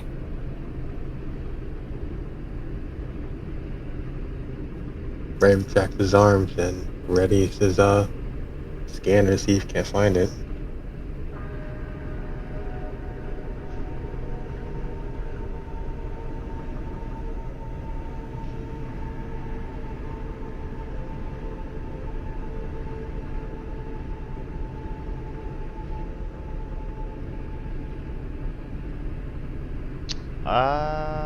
As you all look around, you see and hear nothing. Then, maybe about 100 feet, no, about 30 feet away from the rear of the truck, while you're mounted on the machine gun, you see a shadowy figure in the fog.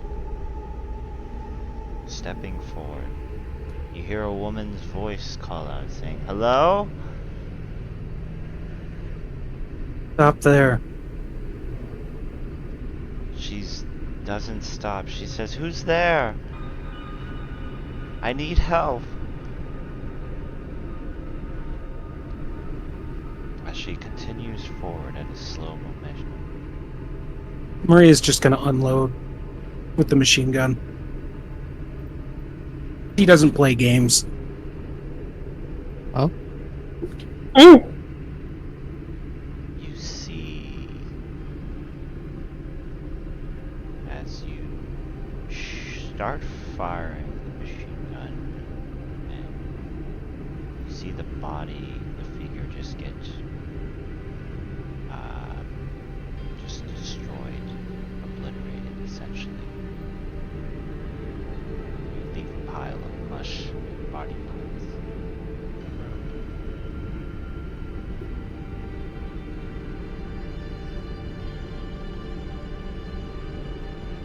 I'm assuming the shadows are still all around.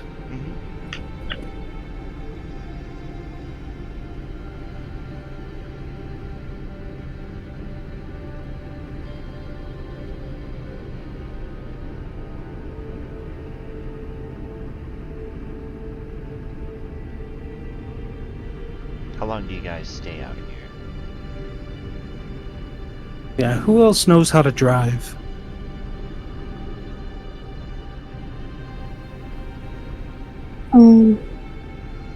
If it's not land vehicle proficient, what do you have to roll?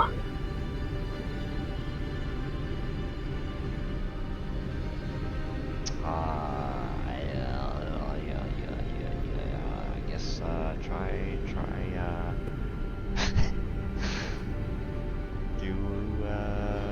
just do a intelligence saving throw.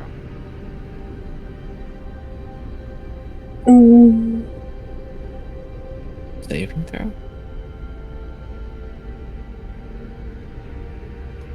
Or you can just add the driving skill in.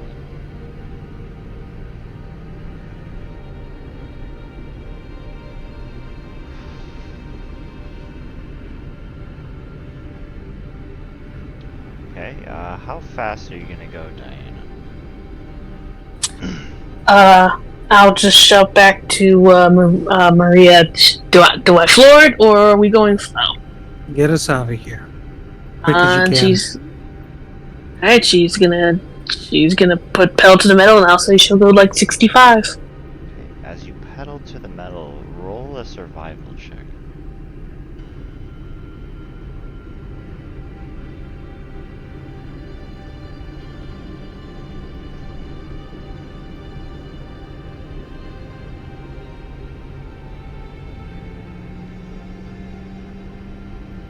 You're able to navigate through the woods. The shadows seem to fuck with you, but not really do anything beyond that.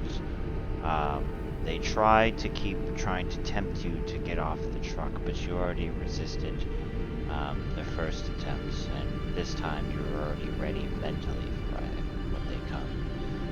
Finally, the fog dissipates as you drive out into a clearing and into some nice farmlands.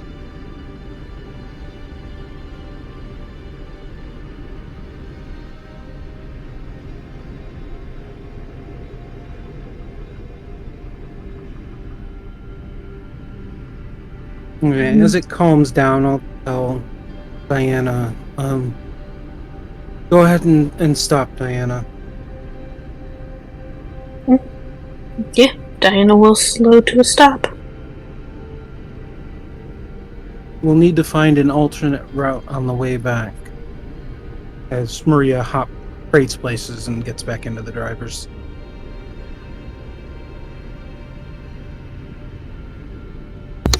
Kayak's gonna go land back on Grim's shoulder and kind of cuddle in for a nap.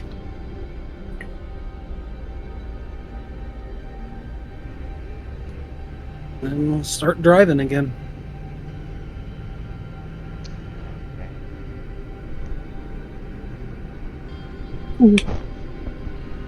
Yeah, after that, I think Diana will probably flop to the bed of the truck and will also probably just close her eyes. You finally make it to the bank in this small little city of Winchester. The truck rumbles to a stop, its engines ticking with the heat of the long drive as you all climb out Crunching the boots on the cracked asphalt, the bank stood before you. A grim monolith of concrete and glass.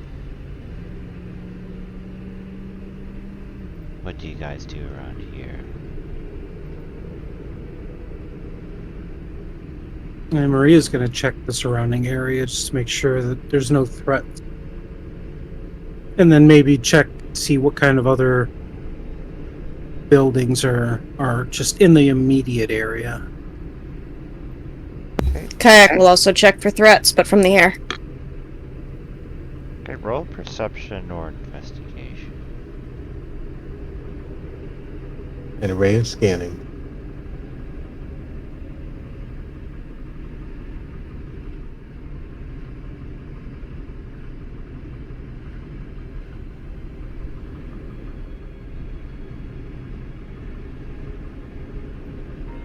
You see nothing, no signs of anything. You see a pharmacy, you see a abandoned supermarket, some clothing stores, a hunting store, a gun store. Yeah, Maria's going to make note of the pharmacy and the and all those stores if we have time. Might be good to check them out, especially the pharmacy and the hunting store.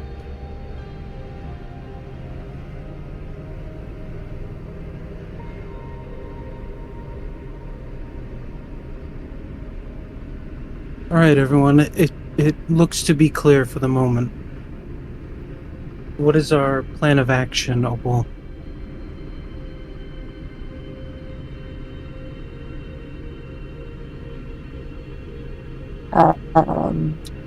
Well, they're in the bank, so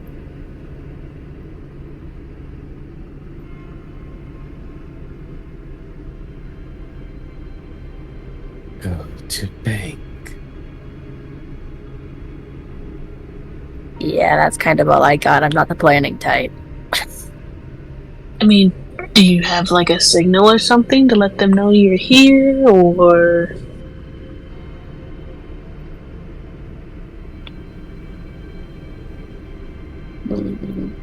No, I just open it because I'm just me, my friend, are the only ones who know the code to get in. So,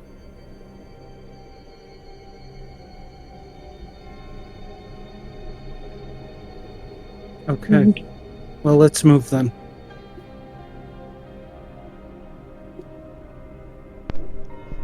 As you go inside the bank, you see that overturned desks, papers scattered everywhere.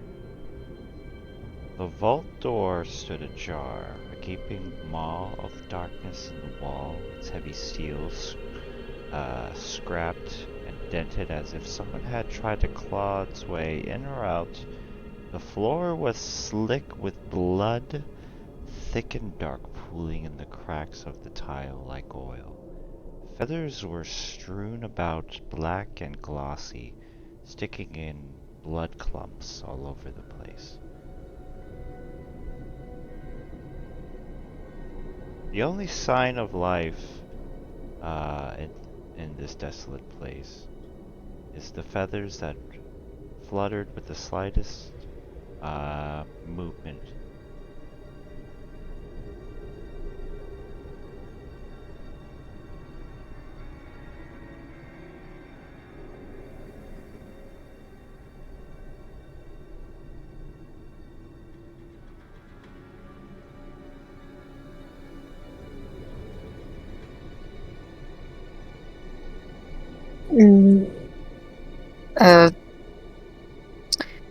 Opal is standing there in shock. I mean, if she wasn't literally white, she would be pale right now.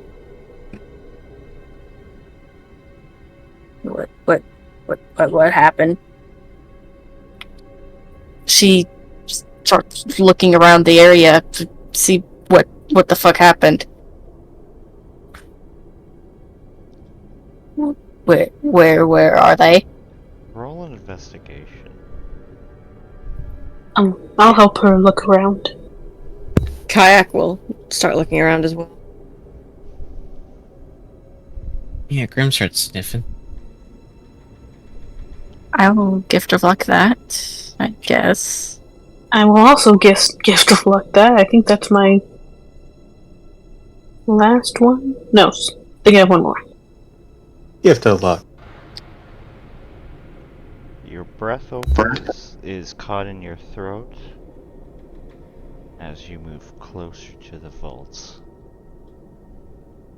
The weight of the scene pressing down on you like a physical force as you reach out with your trembling fingers, and they touch the cold metal door.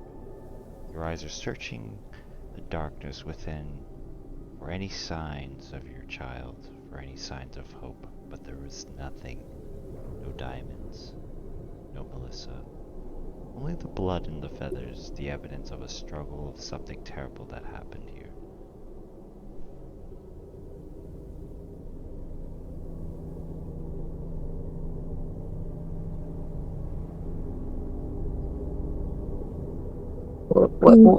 What the fuck? What the fuck happened? I'm the only one who's supposed to be able to come in and out. Do you think maybe they escaped? Do you guys have like a second location or a place for emergencies? No, this is it. They are supposed to always stay inside the safe no matter what, and I is the one who is supposed to go out and risk my life so they can stay safe. Where the fuck are they?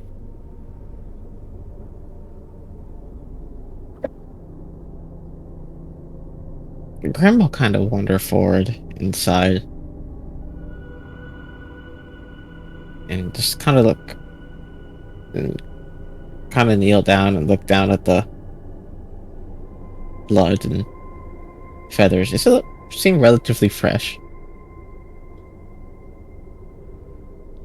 Do either medicine or an investigation. Yeah, can I look at the feather specifically, see if maybe I can tell what type of animal this is?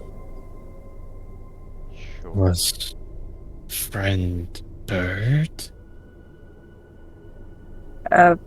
Yeah, she's a kenku. Can Kayak assist Grim with looking at the blood? Yeah. So I can roll with advantage then? Yep.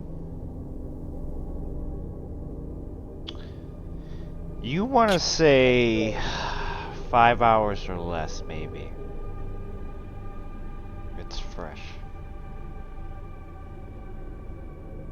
Are there any tracks? Make a survival check.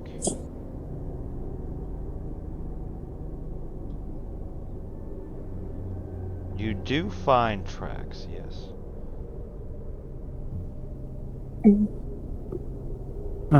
It looks the amount of tracks though that you find looks like there's about it belongs to 10 different types of people.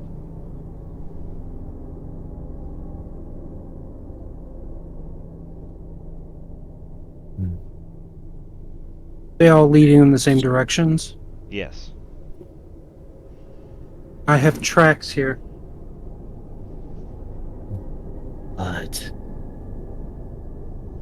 hasn't been here long. No bodies.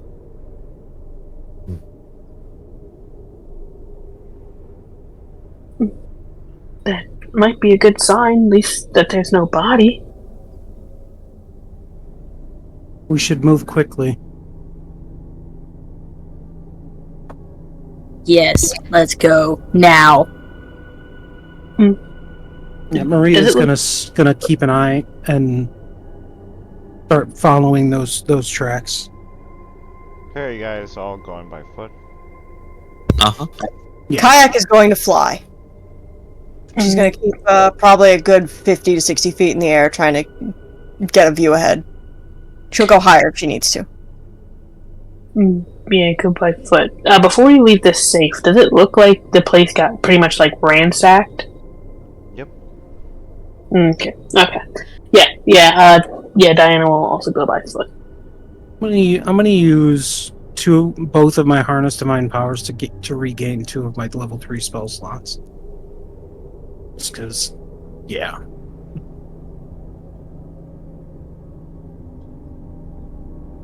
Yeah, Maria's gonna move at a fast pace,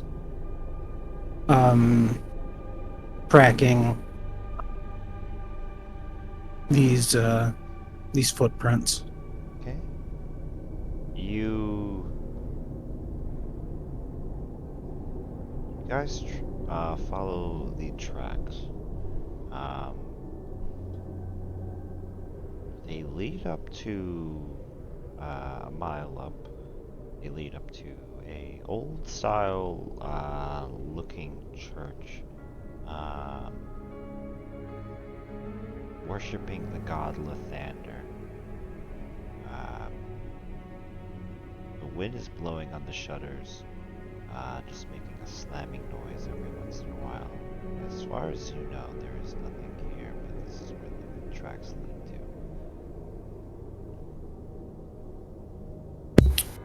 Are there any visible openings, like a gap in the wall, a broken window, an open window?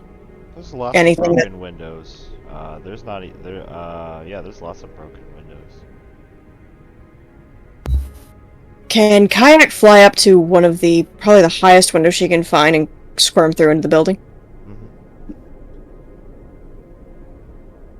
You squirm into the church. You see dusty pews, Bibles, or whatever the fuck D&D calls the books, all over the place. At the altar, being lit by stained glass, upon the symbol of Lathander, you see a humanoid bird type person crucified to the symbol. Nailed from their wings to their feet. They don't look alive. Does Kayak see anyone or anything else? Nope. She is going to kind of drift down and land on the bird. And probably start sniffing at them to see if they're actually dead or if they're still alive somehow. They're dead.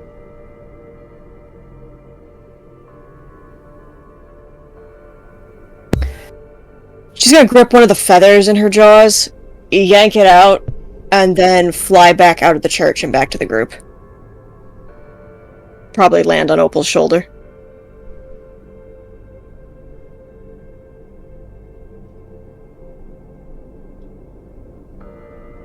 So, what did you see in there? Kind of spits the feather out, nods at it. Bird person. Dead. Nailed to wall.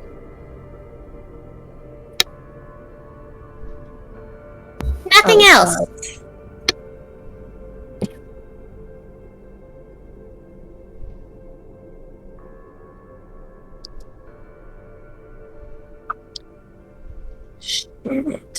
Shit.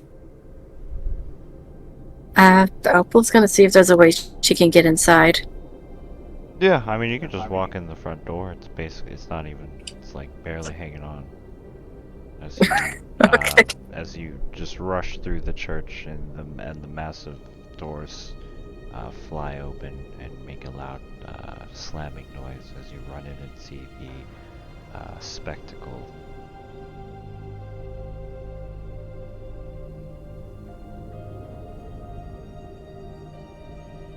Okay. Does she recognize the body? Yes. It is the Kenku. Oh.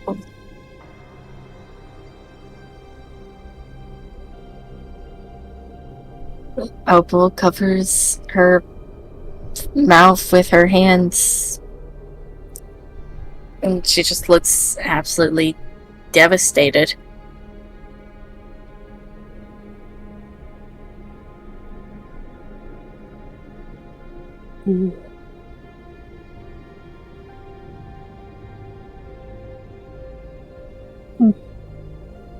Diana's gonna look around. Is there any evidence of where they might have went after, I guess, all that? Like,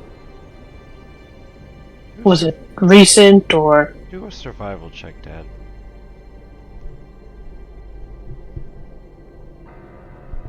I'm just gonna start sniffing around too. Well, I'm going to use my last luck thing on that.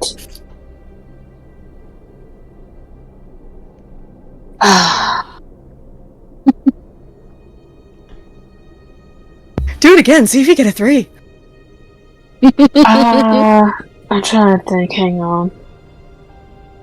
I won't use Tides of Chaos for this, but I will use an inspiration.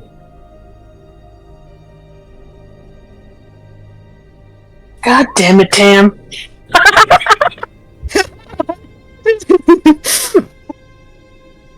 Grim, you sniff around.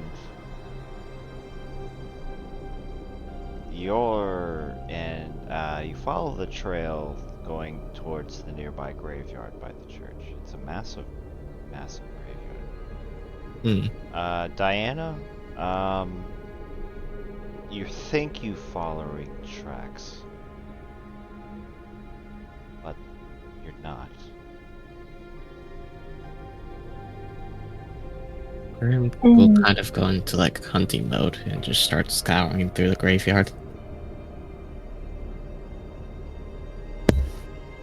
Opal, you probably feel like a searing pain on the side of your face as Kayak nuzzles you.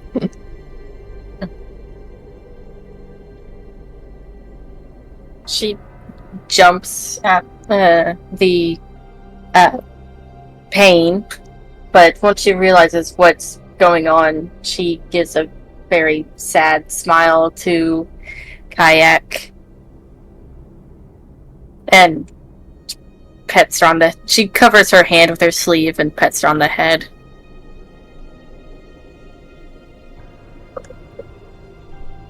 She makes a little tiny churring sound.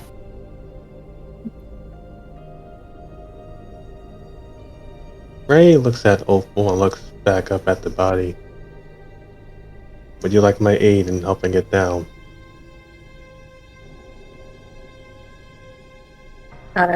Yes. Thank you.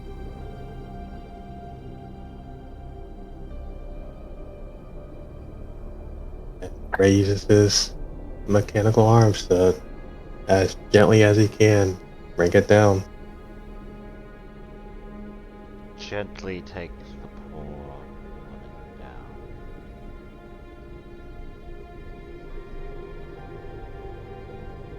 down. Maria will approach Opal and kneel down next to her. I know it's difficult, but we don't have time.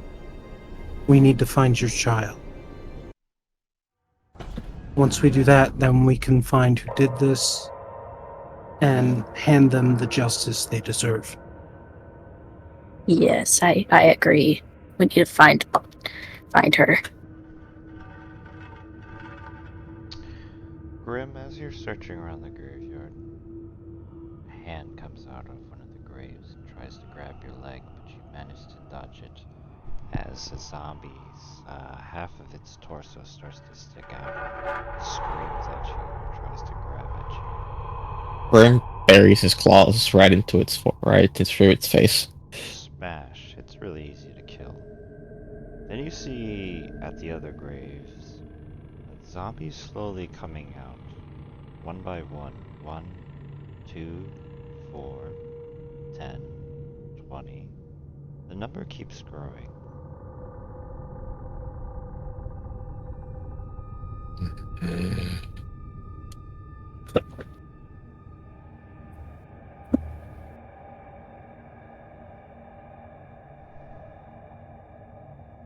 He'll just kind of yell loudly for the rest of the. Do the tracks keep? Wait, does the tracks keep falling, keep going forward though? They do keep going forward, but yeah, but all the zombies are basically coming from the graves, or basically coming from that way that you want to go. When she hears Grim yell, Kayak will just take off of Opal's shoulder and zip out of the church at full speed. Yeah, you hear the familiar.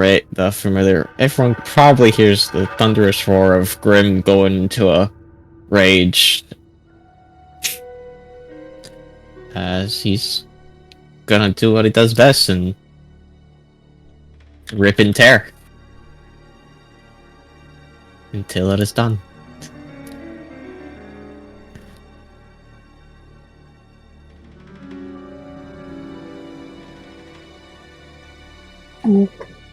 Yeah, if Diana also hears him, then yeah, she'll go ahead and head off towards the noise too. Roll initiative. Are we supposed to be seeing anything other than the black screen? Nope. Yeah. Just to double check. Oh, okay. Not so far. Nope.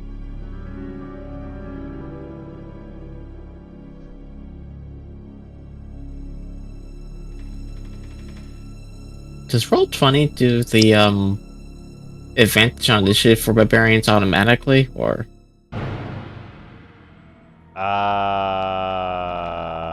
I don't know, honestly, because I would say you would have to roll again because I only see one roll in the thing.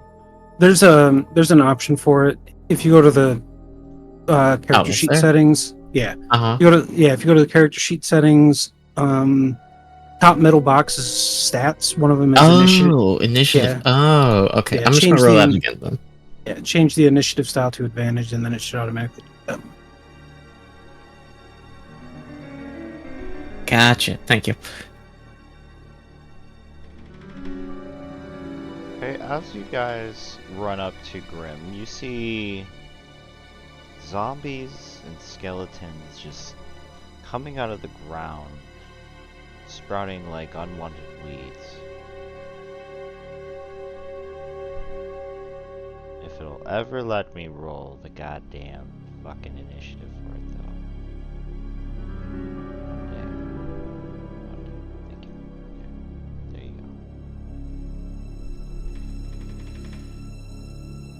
go. Ray, what do you do?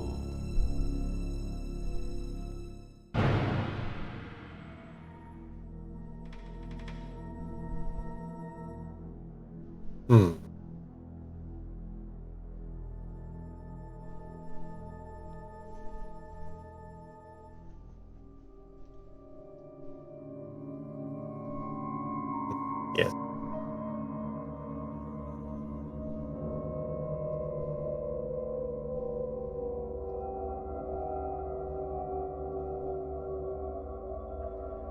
He keeps finding more enemies.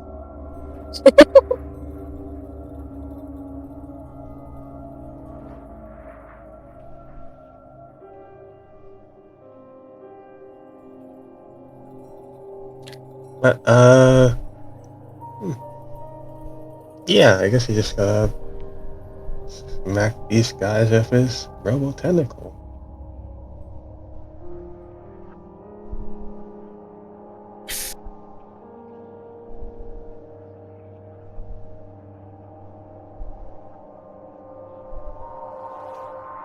At first he casts, yeah,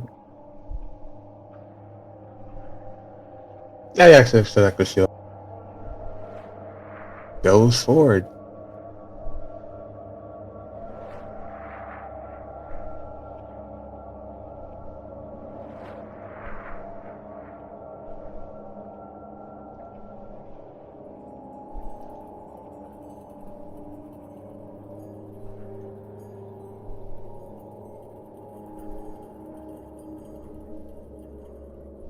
Yeah, right there. Oh, that's 7th. That would be good. I'm done.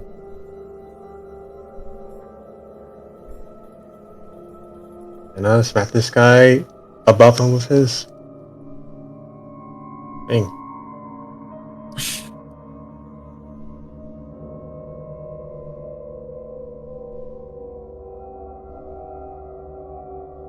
to attack. Who are you talking? That guy. That guy? Okay. You obliterate him to nothing.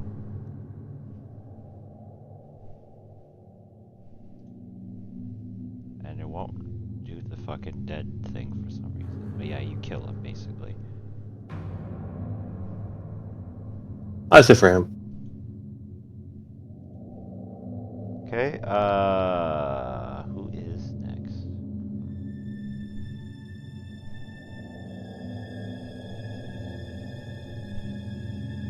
Maria. Yeah. Maria is going to move forward.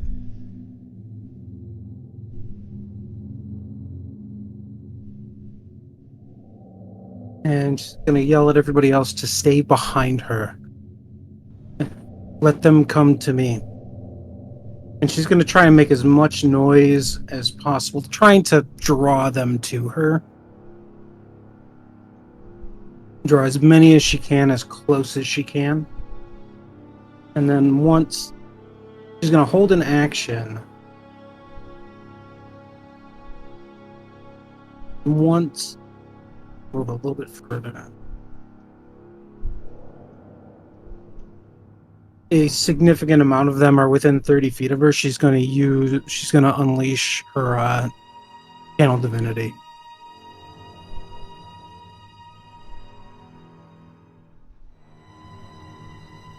Trying to draw as many as she can to catch as many as possible within the 30 feet of her channel divinity. Okay.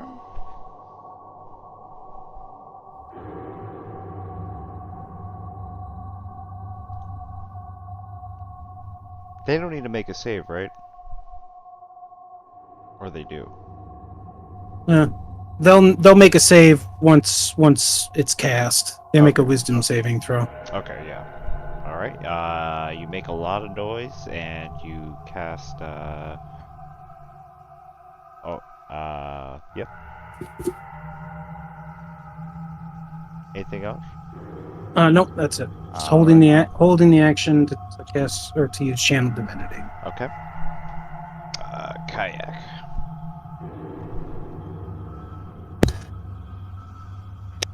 Diana, you probably recognize what Kayak is doing. This is exactly how you cast Fireball. She is mimicking you down to the motion.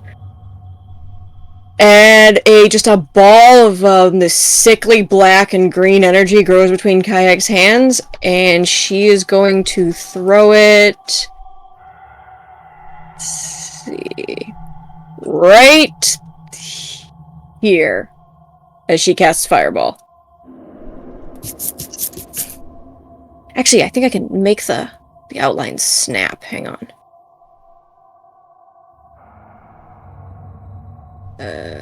Linger. There we go.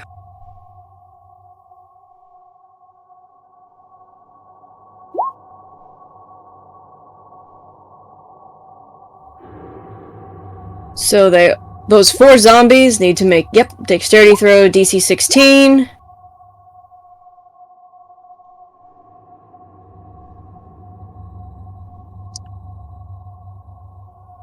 And they apparently take 31 necrotic if they fail. Okay. They all. How do you kill these guys? I muted myself. The fireball impacts the ground in the center, but instead of fire, just these, like a sickly black and green energy just leeches into the zombies, and they just wither into dust and crumble to the ground.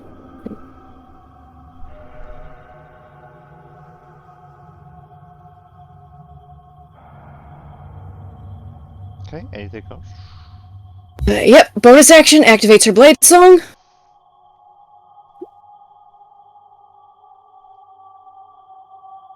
And completely ignores Maria to go and fly in front of her.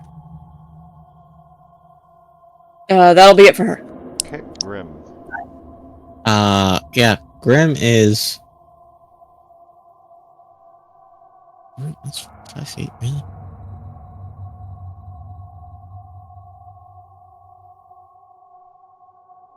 Yeah, Grim's just gonna, in a rage, just run up through the horde, winning and clawing.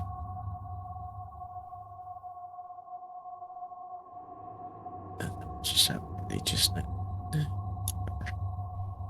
and just make attacks at the one I can reach, I guess. I didn't know they're all still spread out far away.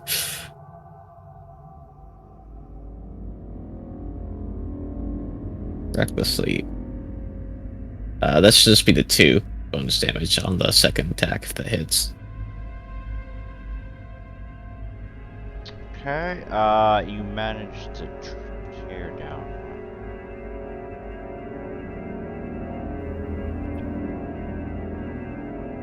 And then...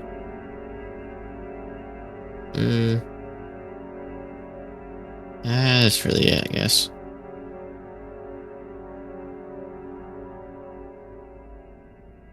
Nothing that'd be my full movement to get to that zombie. Yeah, that's it.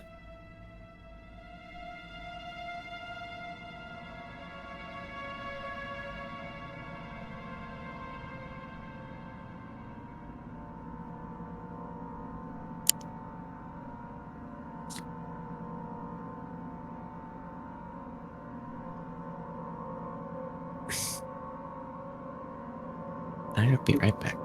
Well, those other 2 aren't quite going to make it, but the ones that get close,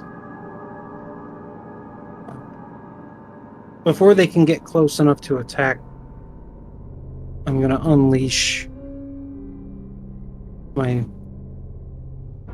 Turn Undead. Okay. They each need to make a DC 16 Wisdom saving throw. If they fail, they are destroyed. 5, okay. 5. 1, 2, 3, 5. What was the DC? It's only 16.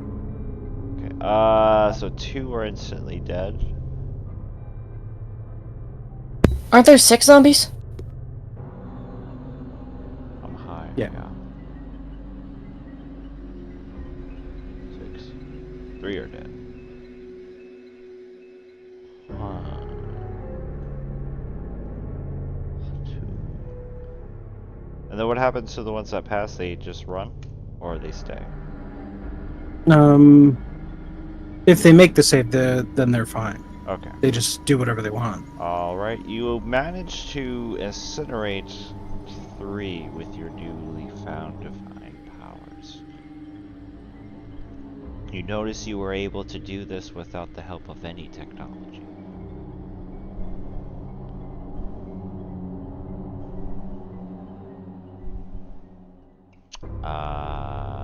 Opal. Okay. I guess she's going to aim the Gauss rifle? Is that how you pronounce that? Gauss? Whatever the fuck you call it. She's gonna aim Yeah, that's right. Okay. The what?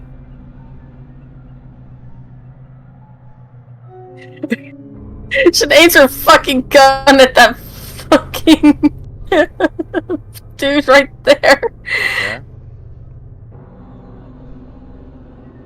Alright, you pop him. Damn. Okay.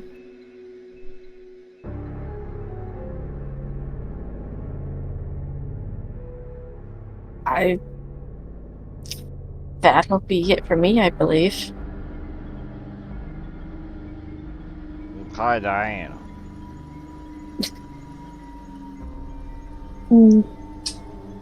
Alrighty. Diana is going to cast Yeah, she's going to cast Scorching Ray. Oh, she's gonna move here.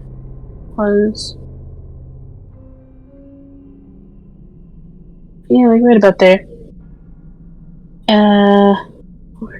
And she is going to cast Scorching Ray at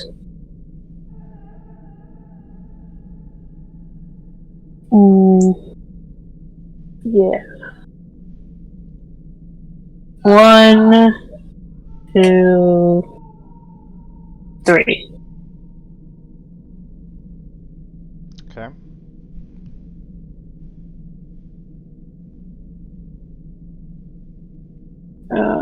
That's for the first one. I will. What's the word? Actually, you know what? No, never mind. Alright. So the first one, I'm assuming misses. Yeah. You burn a part of Grimm's beautiful hair off. Yeah. You incinerate this one. Boom.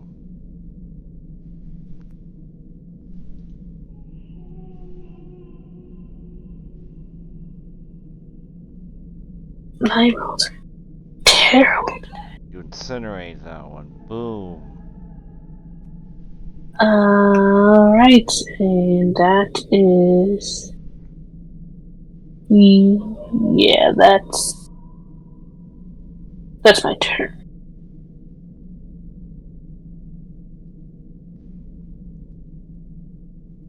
Alright, everybody loves Ray.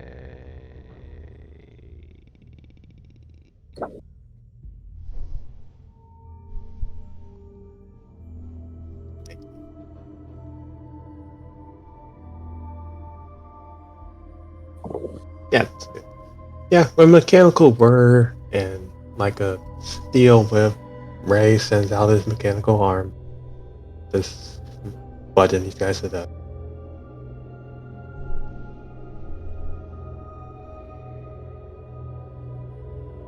That's a bonus action on a small attack.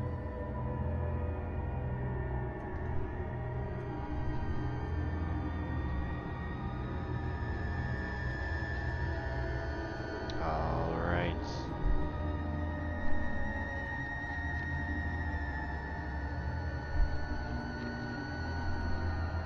You managed to Yes. defeat all of the mechanical enemies.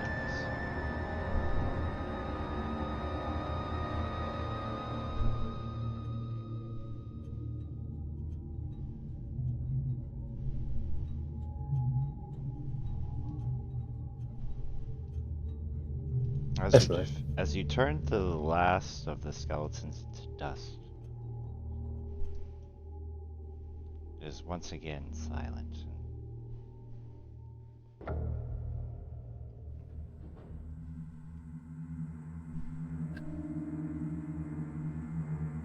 Kayak just makes disgusted spitting noise, lands on Maria's shoulder.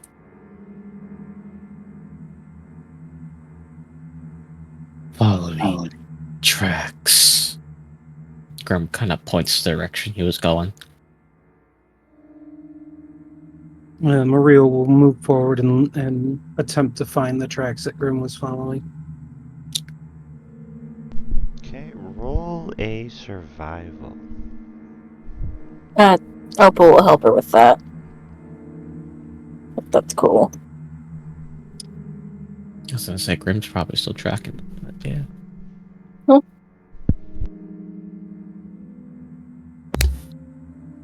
Kayak is gonna make a very loud, chirping noise, and then just yell, "Here!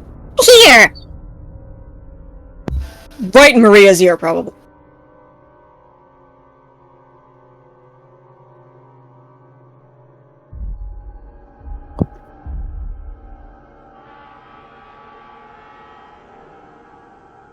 Yelling towards the rest of the party.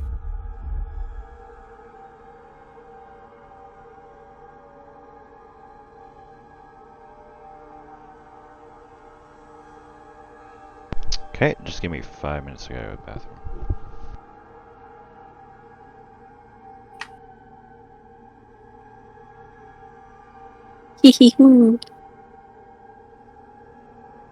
I'm very excited.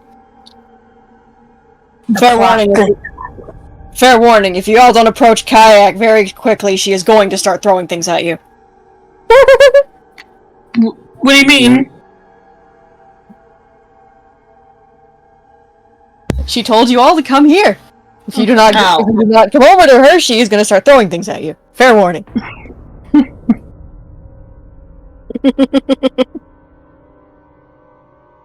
She is literally a child.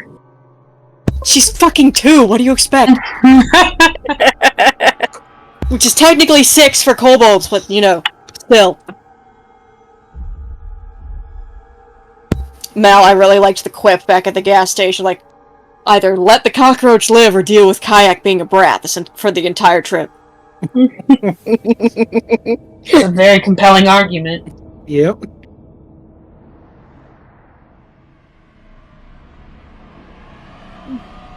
Very good points.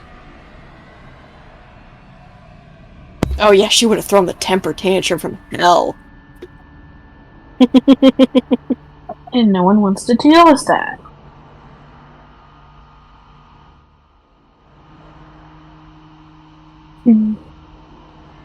Oh yeah, does Ray's little spider have a name? It's just BB.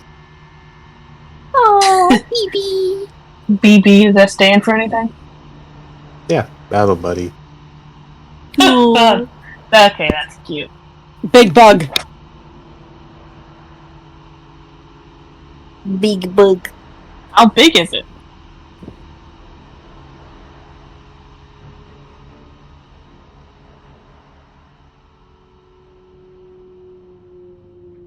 Big enough to. Huh.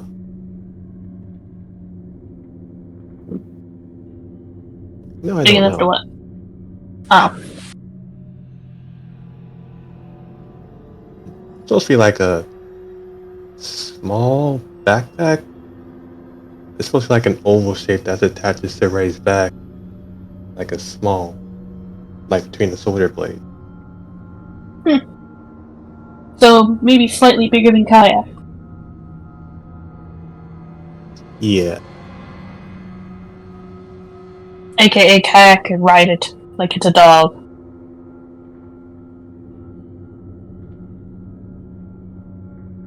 You know, if you play as a kobold artificer, I think that's an actual tactic.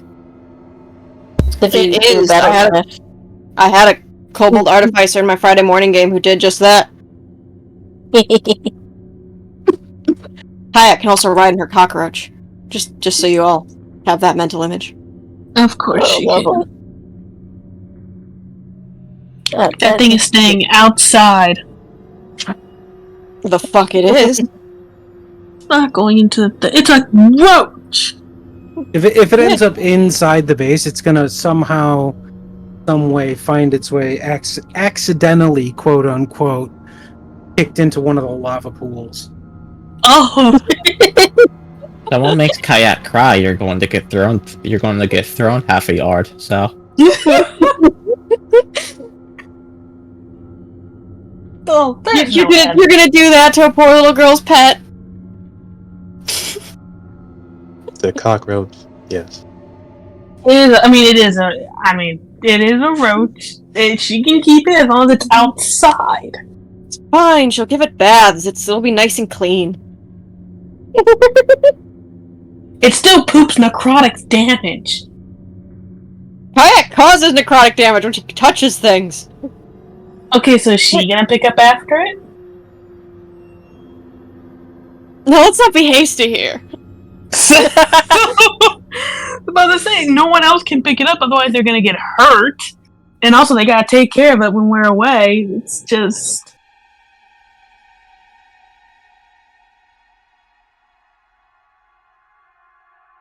That thing is a menace. And Diana just does not like the idea of having a cockroach the size of a goddamn puppy in the base. But she will tolerate it if she doesn't have to see it.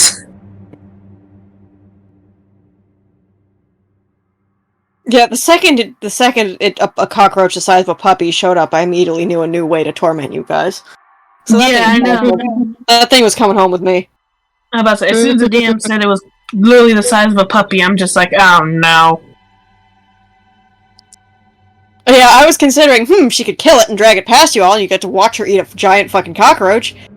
No, it's much more fun if I try to take it alive and just torment you with it.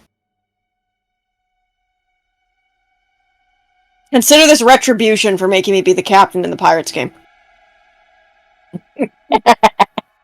You had a pirate captain character already. I don't know why you thought you weren't going to be captain. Yeah, it's your own damn fault. Hey, just because his NPC version was a pirate captain doesn't mean I have to play him as a pirate captain. No. You had the pirates is your idea. You have a pirate captain character. You can be the captain. Pirates was not my idea. DM suggested pirates. Oh, I thought you were the one who threw that out. I think it was. I did think you mentioned it because you were talking about your NPCs or something. At least I thought you did. Regardless, it worked out for the best because you're the best only candidate for the job, so.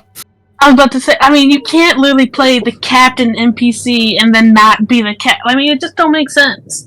I mean, don't forget, Grav is co-captain, so technically you're not, like, sole captain. I think Vincent would disagree on me being the only candidate for the captain. And that's why you're the captain. And Grav is your co-captain, so you're not alone. Yeah, there's technically two captains. For making you suffer with me, Rena. Wee.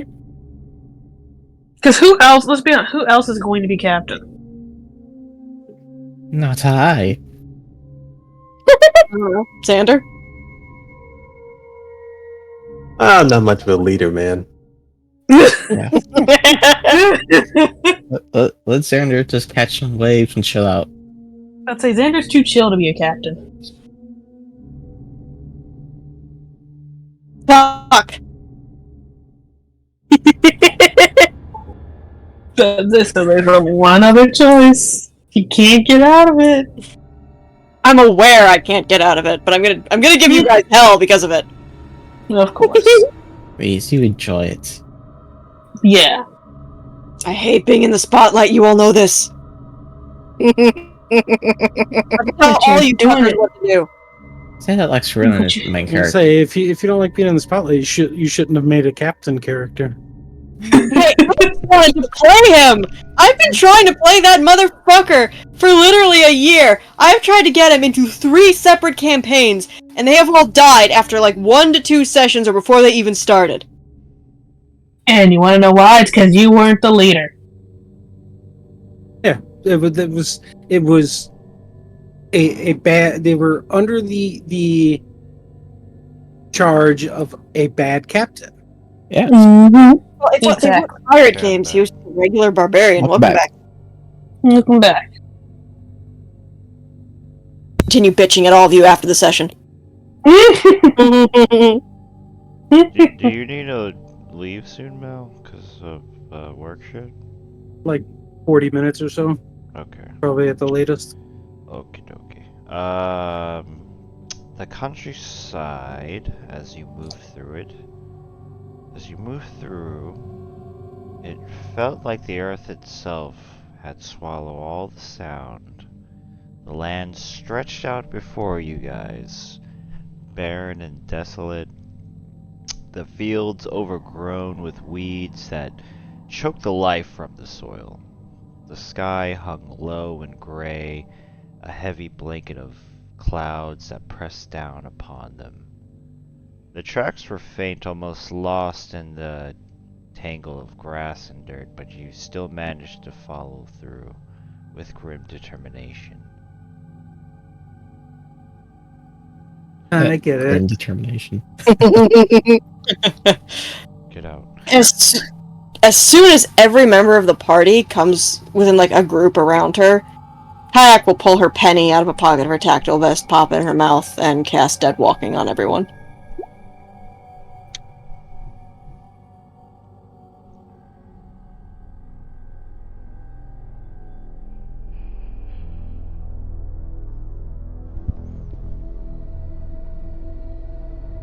finally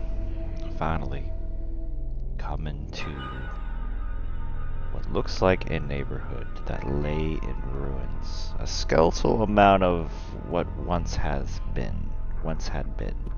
The houses stood like the bones of dead giants, the windows shattered, doors hanging loose on the rusty hinges, paint long stripped away by the relentless passage of time.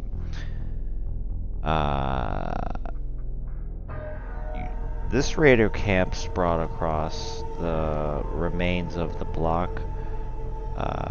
Shelters cobbled together from scavenged materials. Fires burned low in metal drums, casting flickering light across the cracked asphalt.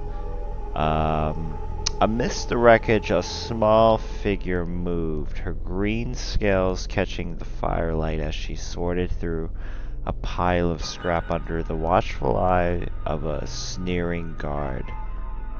Opal's daughter.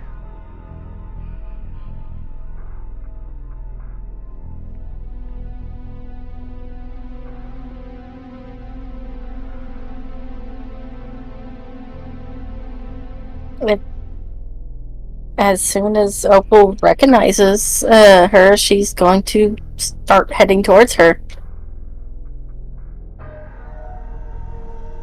You're gonna head toward. Oh, okay, I don't know if I described it correctly or good. She's surrounded by raiders.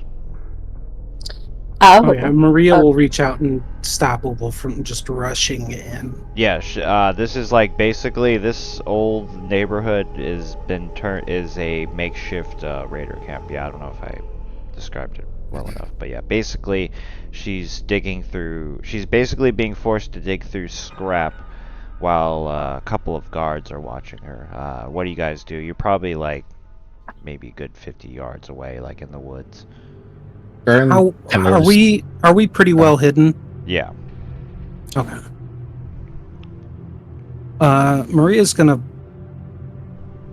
take her off her backpack and she's gonna pull out the surveillance drone that was part of the loot that we found from the bunker. Okay. I'm just gonna activate that. Just gonna fly it up into the air and scout the camp with it. And Ray sends out BB.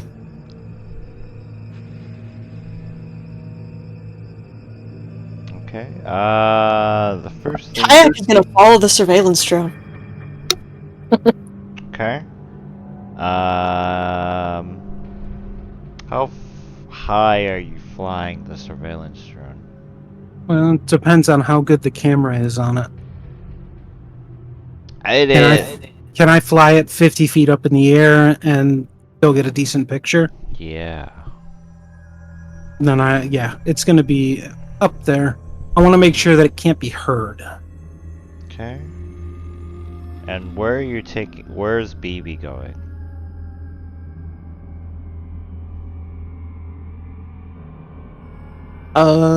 He's just trying to sneak around the outside, slowly make his way in. The first thing you pass, with your surveillance is you seeing the guard bark harsh orders at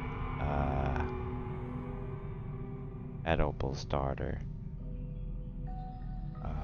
Her hands are trembling as she's reaching for pieces of twisted metal, placing it carefully in a pile beside her. Around her, the raiders laughed and jeered. The main neighborhood road of the neighborhood is silent. The only sound of faint rustles of the wind from through the scrap metals and broken parts of the buildings. You do count about 50 men all around. Most of them seem to be humans. They all look, like what you would imagine a group of pieces of shit of raiders would look like. just using this neighborhood and grabbing what they can. They have about, it looks like about 25 hostages, including Opal's daughter. Or slaves, if you want to call them that. Just digging through scrap, and basically serving them like they're slaves. Can I spot any like specific one that seems to be the leader?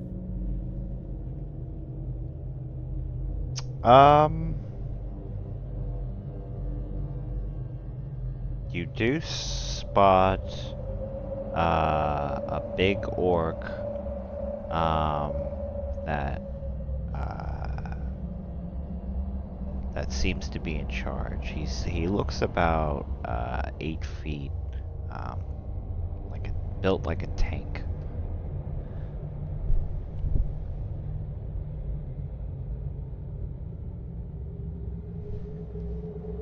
Kayak, roll stealth.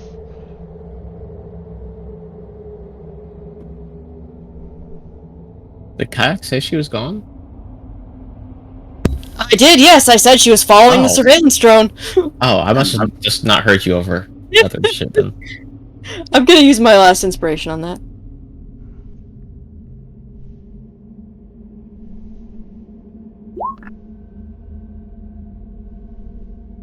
And I'll use my last luck to get the 14.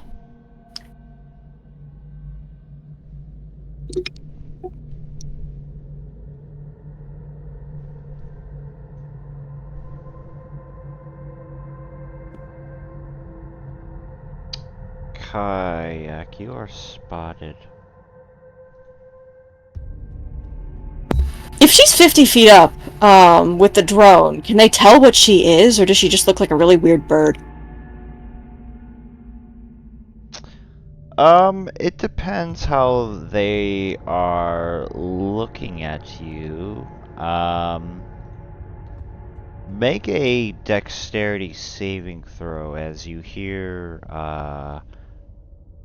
a crescendo of bullets just being shot at you. Guns just going pow, pow, pow, pow, pow, towards you. Grim's whole body gears to go.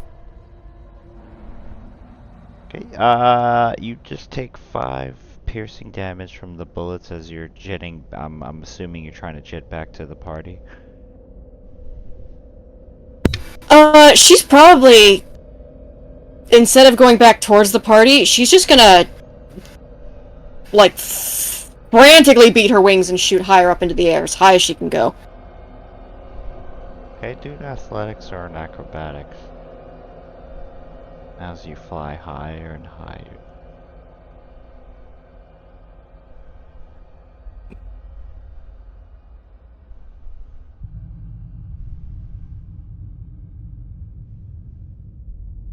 Alright, you fly high enough above.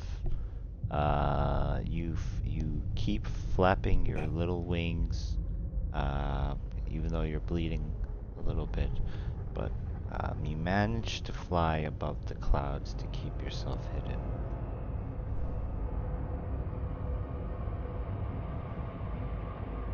Excellent.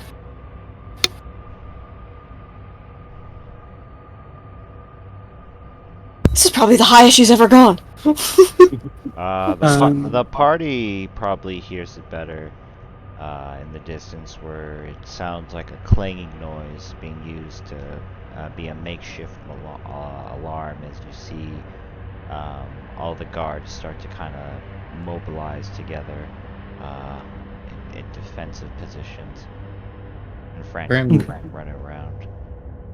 Grim kind of looks over at Maria and just kind of... Let Grim go. Do what you will. As she flies the drone back.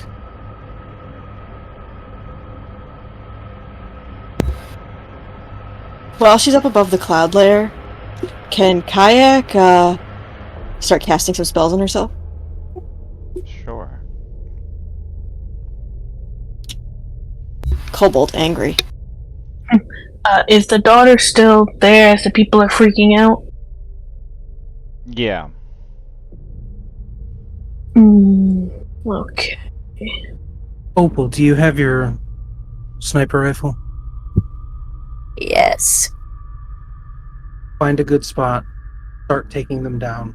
Maria gets up and starts moving towards the main entrance to the camp. Diana looks at Maria and says, I think I can get her out of there and get her safe. I just need to get close to her, within touching distance. Okay, do what you can. I'm gonna try and draw as much attention as I can to the front gate. Grim's right, yeah. Here's that. Grim just kind of. Well, he's just gonna do what he does and just charge out towards it. If you can't tell, Maria is kind of given up on trying to corral Grim and Kayak. Hey, you have a basically unstoppable killing machine. You know, just let it be a distraction. It's fine. Kayak's gonna start to dive as fast as she can. And she's gonna cast one last spell on herself as she does. Diana is going to try and beeline it for the child. Okay, everybody roll initiative.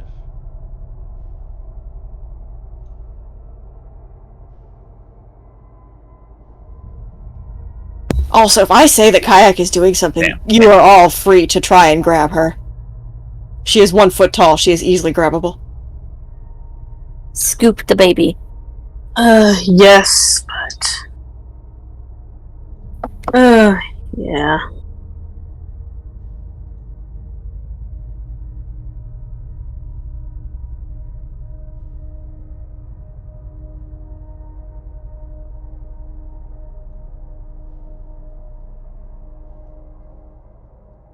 As Maria is starting to make her way towards the thing, we all still have the radios. I'm assuming that we all still have the radios. Yeah. She's gonna say over the radio, priority one is the child. Everything else is secondary.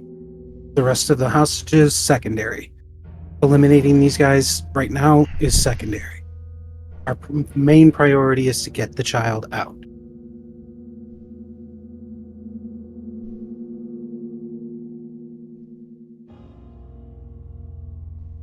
The fucking comet falling from the clouds will acknowledge this. Mr. Parameter set. Engaging. I'm on it. Violent roaring and murder.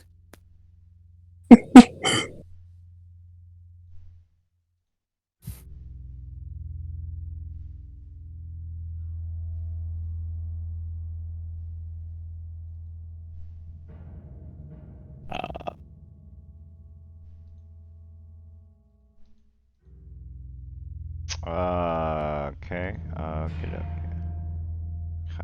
Kayak, place your token where you're gonna land. I can't see anything. Can't? Okay. I've got the... I see like a little piece of sidewalk, but that's kind of it. How about now? Yes.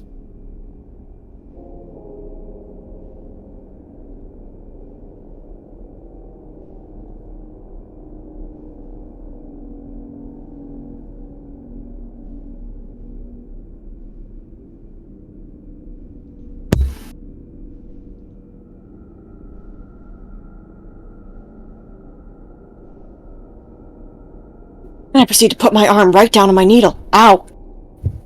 Oh.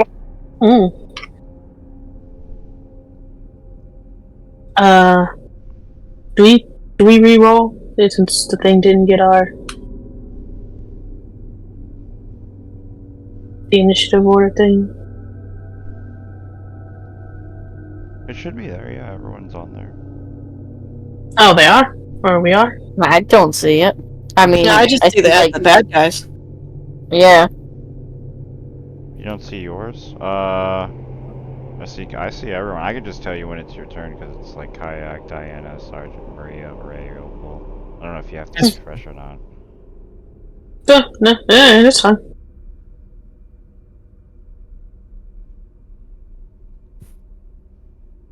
Okay. Okay, Kayak, what do you do first? How high up do you think she'd be? Let's just say at this point, you're about 50 feet in the sky as you're diving down. Excellent. Bonus action, she starts up her blade song. Let me double check how much more movement that gives her.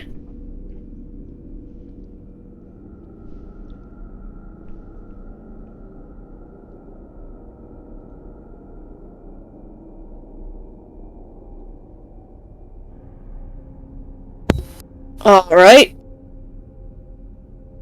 She's got her energy blade.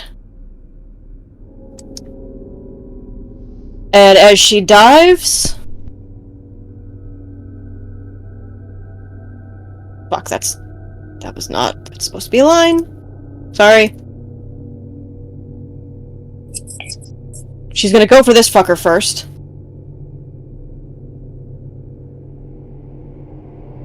And swing her pocket knife at him. Or her butter knife.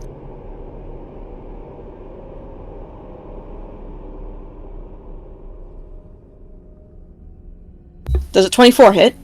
Oh yeah. Oh shit, she can booming blade on that too, so she's gonna booming blade him. With that.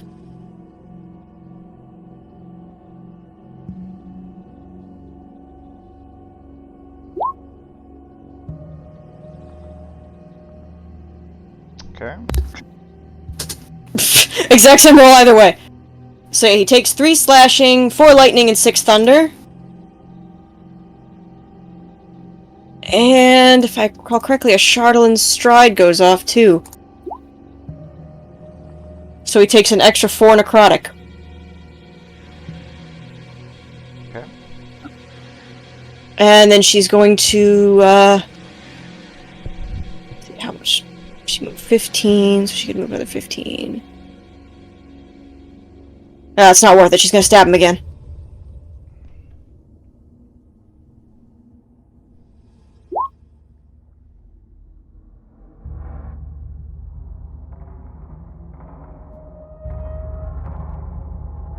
That'll be it for her.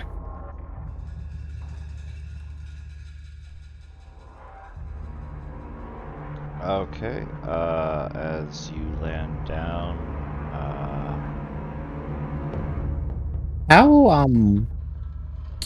I had already taken off before we rolled initiative. How far do you think I could probably get to? you can be anywhere right here. Around here? Yeah, you guys can place yourself anywhere that's... anywhere, honestly, that's not past this. That's... Okay. And where would you say the child is, roughly? The child, is in this house. Top left one. Okay. Alright.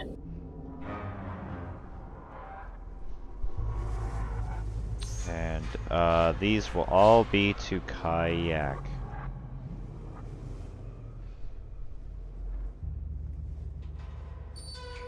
One, a 2, a 3, Miss. a 4. Miss. And,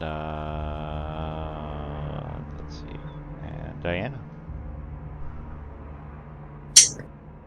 Alrighty, if she is in that house over there, Diana is going to, move 30 feet.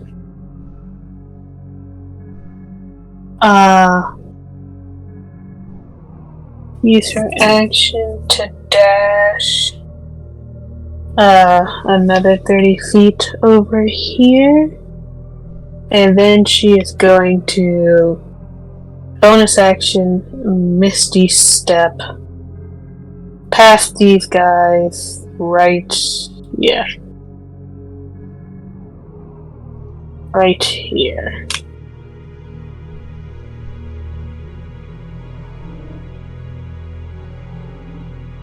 Okay. Yep, and that is. Yep, that's all for her.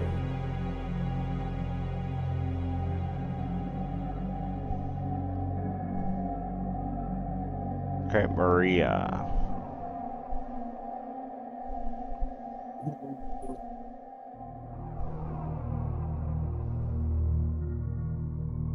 We will move forward.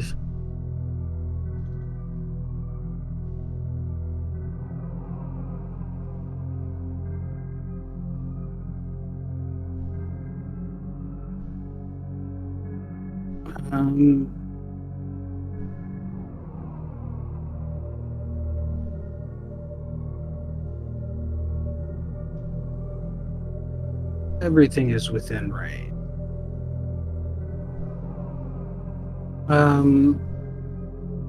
He's gonna shoot first at this guy with her Gauss rifle.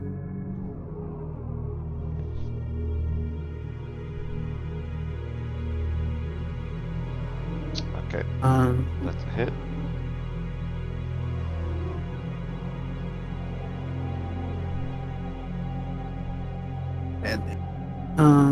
Yeah, just spend a war priest point to make another attack as a bonus action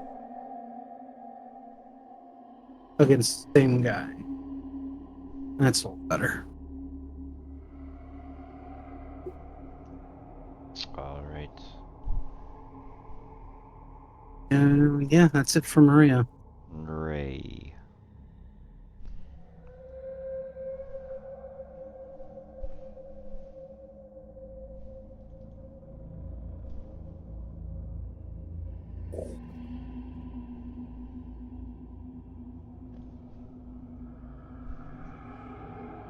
Yeah, Ray goes for it.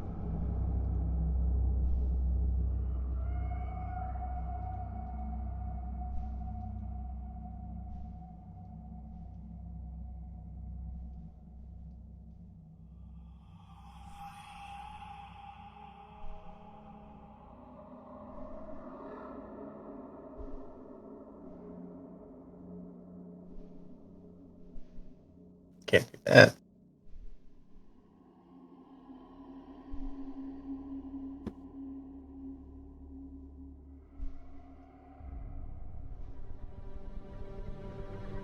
I guess I should just.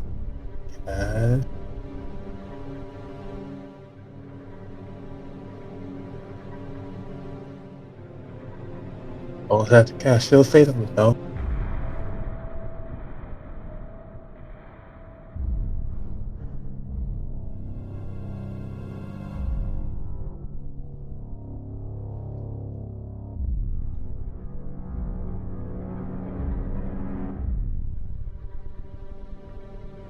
And shoots a bit of flame at this guy.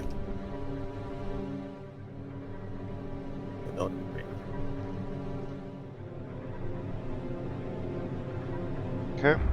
That's a hit.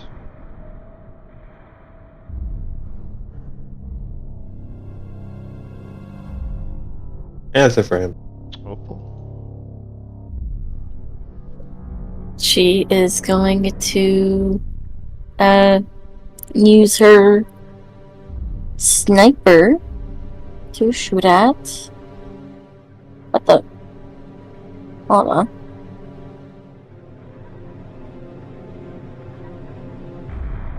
Huh? That guy. Okay. So let's click.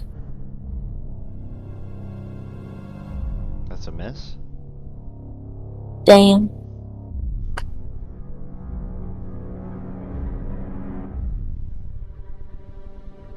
Well, she'll stay where she is for now. Okay, Grim.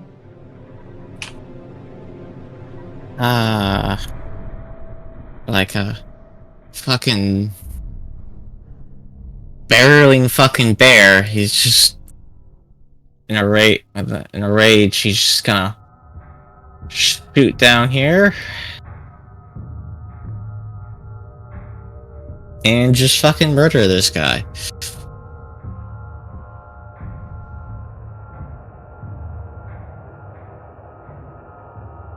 Alright. You hit him pretty good. And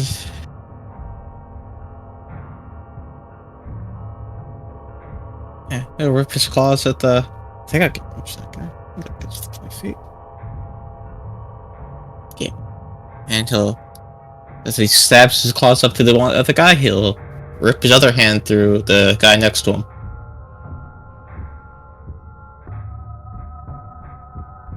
Nice.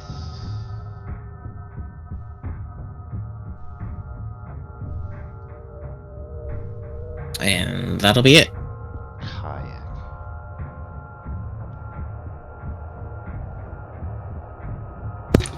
Kayak sticks her little tongue out, blows a fucking raspberry at these motherfuckers, and she kind of just,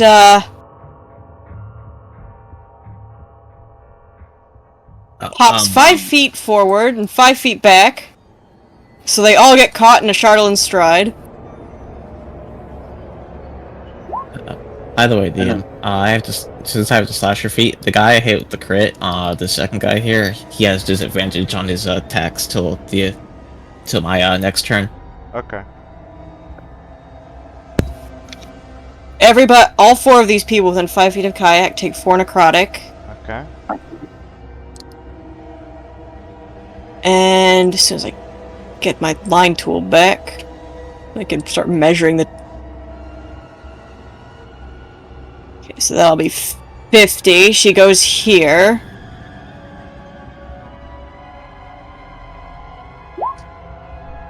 They take 5 necrotic. It's 50 total. 50. And then she shoots up here. With her 80 feet of movement. They take 2 necrotic.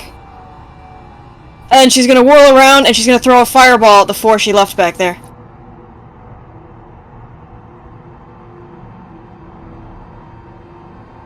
Where?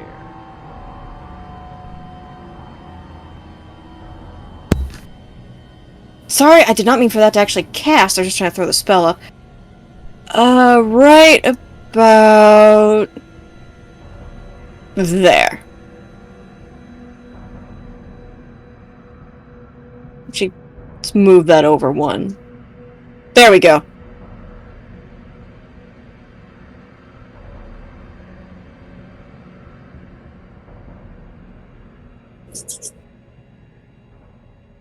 $34, so dead.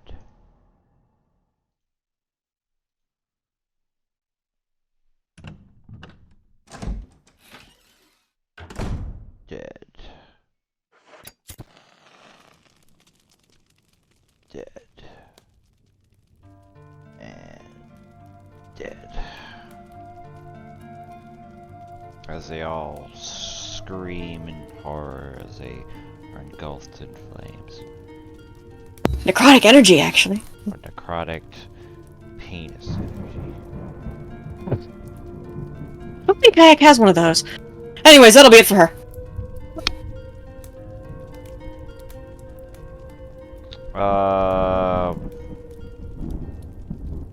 This one goes over here. Both of these guys go to Diana, and they say why I oughta, and swing their thingies. Okay, I am going to quickly... I'm gonna bend luck on the guy who did the net 20. Okay, so he misses. I think he just subtracts D4, so it's just no longer a net 20. Oh, okay.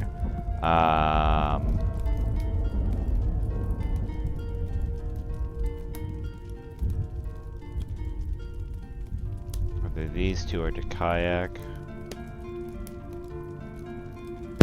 Miss and a miss.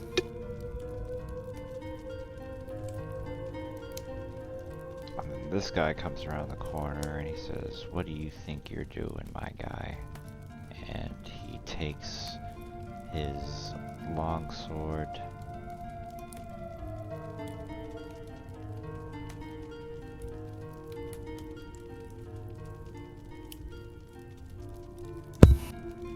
Oh damn, she can't do anything about a fucking crit! Actually, wait, no, yes she fucking can.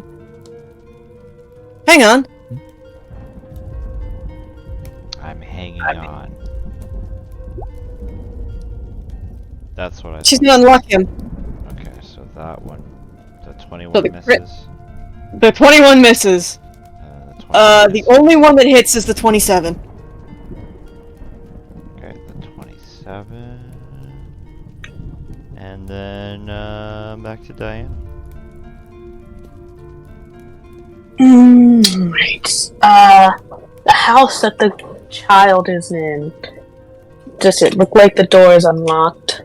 Yeah, no one knows carpentry in the raider camp.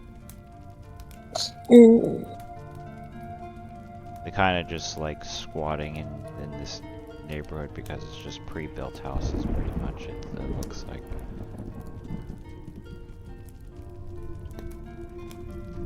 Alright. Is the hobgoblin guy... Is he wearing armor?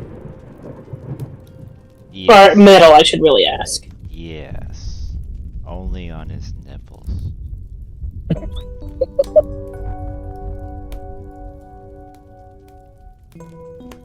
Alright.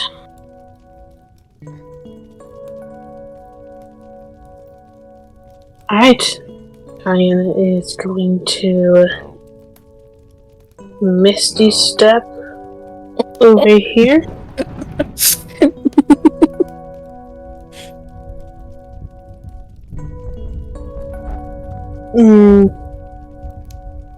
She is going to hit this guy with, she's going to slap him with Shocking Grasp.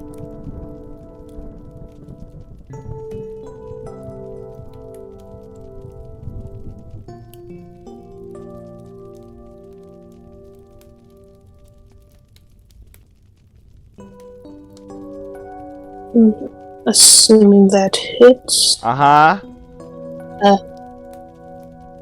He now cannot take reactions. Let me put it up real quick.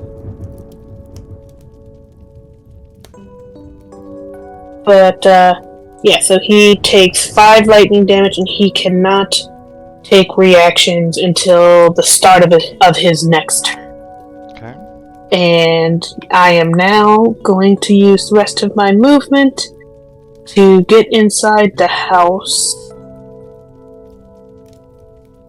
And I guess try and find the girl. You see her with a group of men and women, all huddled inside the house, scared. Oh boy. I can't teleport everybody out. Okay.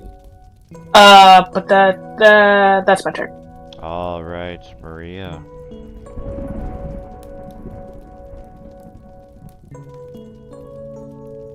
Maria's gonna move forward again. She's gonna use Biting Arrow, and she's gonna fire again. She's gonna fire at the Hobgoblin dude. Okay.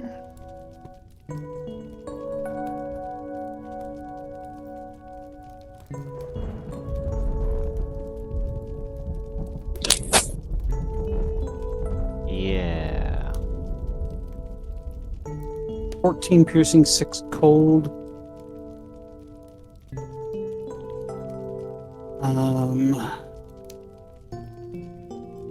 And yeah, bonus actions could spend another War Priest point to shoot at him again.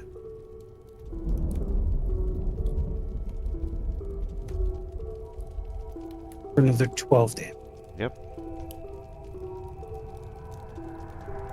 And that's it for her. Okie dokie, Ray.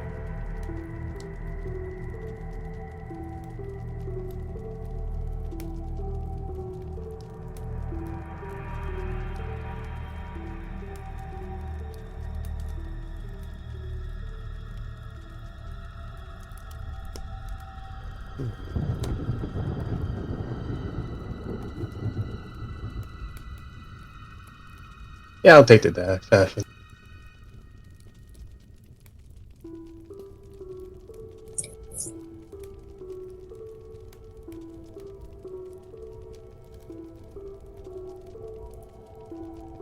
That's it? Yeah, I guess it's all that.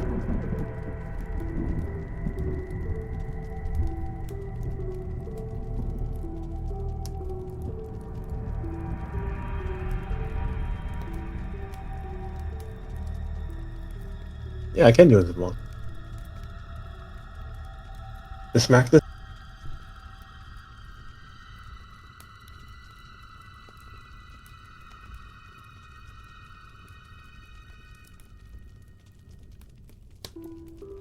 That is miss. I still have my luck thing. You use your luck thing and you were able to smack this man like a bitch to death.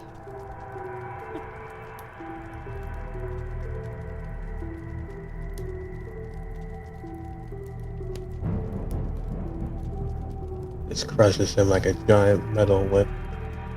That's it for him. Okay, Opal. She is going to steady herself. She's studying it. So, yeah, she's studying it. Yeah, tell me how. And she points her sniper rifle at that guy.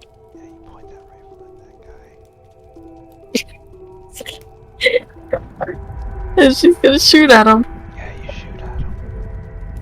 Oh! Oh, no Nice. sneak though, because... You can use your the luck thing that I gave you to give yourself advantage. I already gave myself advantage. Yes. Steady Yes, aim. steady Oh, aim. steady aim. Since you have advantage, you do get that sneak. Yeah. Oh! Oh shit! Anytime, okay. anytime you have advantage, you get sneak attack damage. Well, once per turn. Shoot him in the face. Climax. His head blows off. Huh?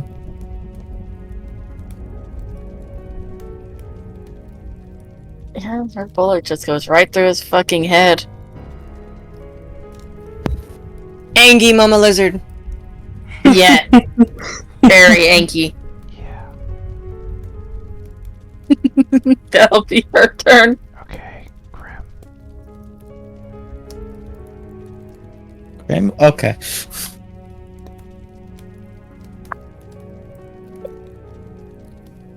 Well, this is annoying. I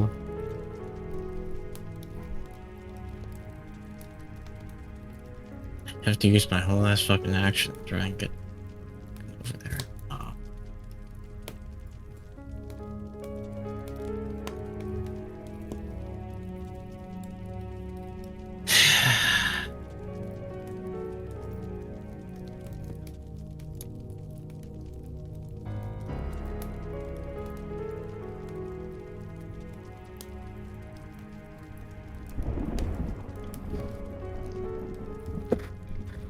Okay,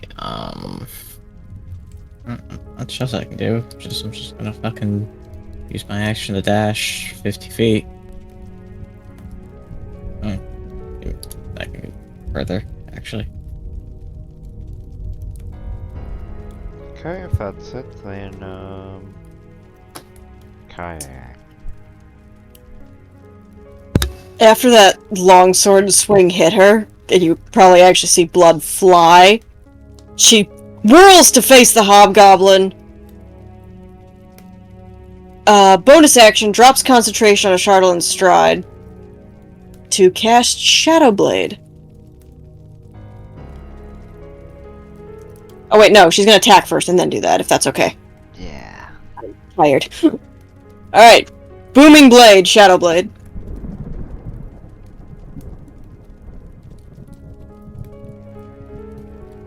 Yeah.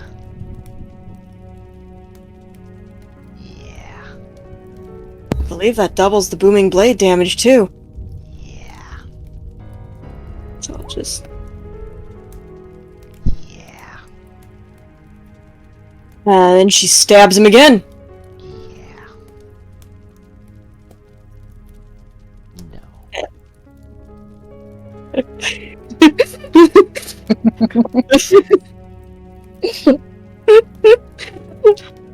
Then she summons her Shadow Blade. And that'll be it for her. Okay. Everyone's so angry at you, they're gonna swing at you, Kayak. Yeah. Yeah. Miss. And then, Richard Pryor's gonna swing at you. Miss. That would hit, but she shields. So miss and miss. Okay. Diana.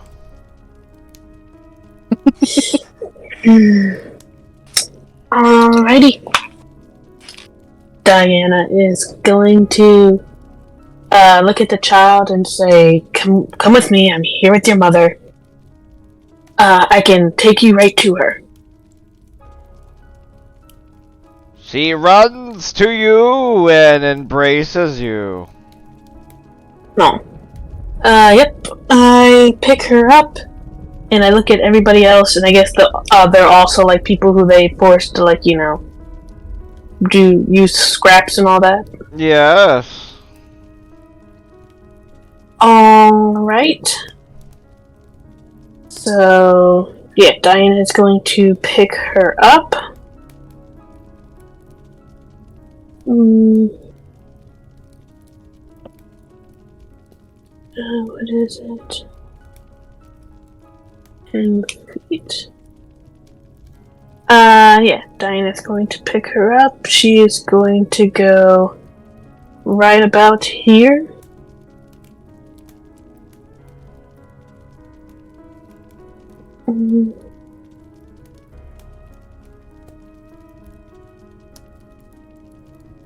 I'll move one more over.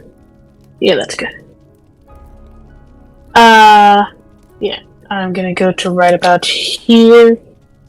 And I'm going to look the hobgoblin dead in the eyes. Right before I go ahead and... Number one, I'm gonna use a sorcery point to do Careful Spell as I go ahead and do Thunderstep.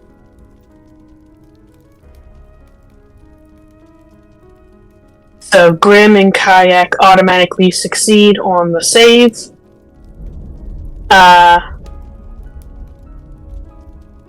And Diana is going to go ahead and teleport 90 feet away. Whoops. And I need those guys to make Constitution save DC 15. 25 thunder damage? You automatically save. You don't take any damage. Because I did Careful Spell. Thunderstep, we take half. Thunderstep is a half. Half on save. Careful Spell excludes you from any kind of damage. Really? Cool. Yeah. Excellent. Awesome. As you teleport like Raiden away with a potato baby in your hand, and you lightning everybody in the face, giving them nice haircuts that are all spiky and staticky.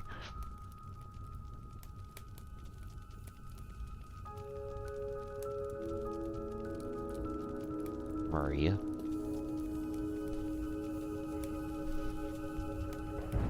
Maria's gonna move forward.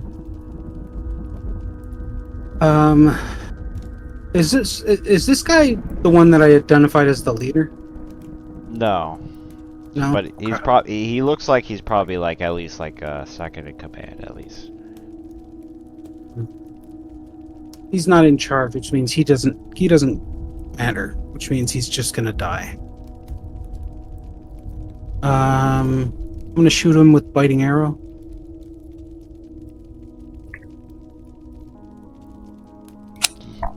Yes, you hit him.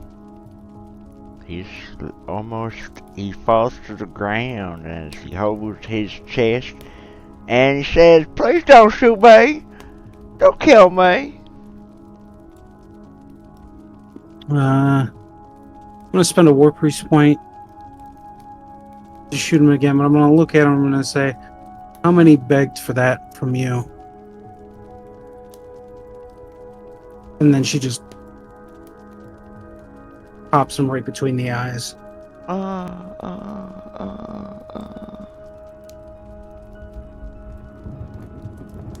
And that's it. Right.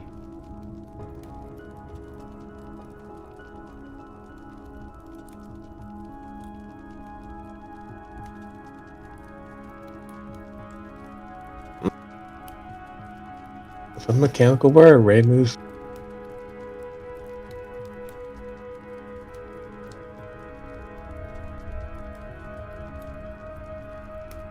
Not these guys with his limbs.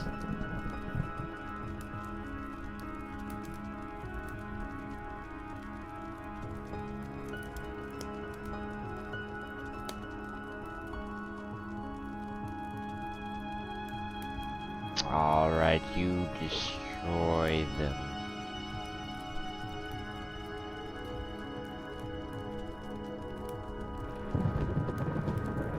You hear the panic of the rest of the raiders seem to, throughout the neighborhood, seem to try to run away,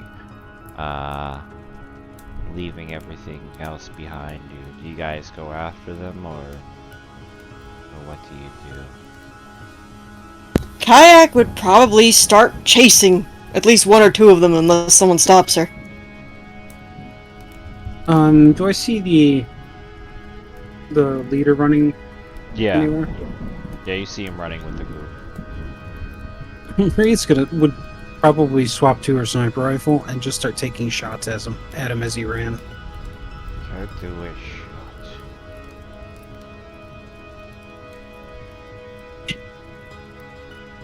Headshot. He's dead.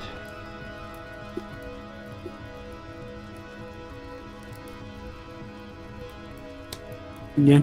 Probably just as many. She'd probably kill as many as she could until they're just out of range. Carnage. Would Kayak be able to catch up to any of them before the minute runs out? Yep.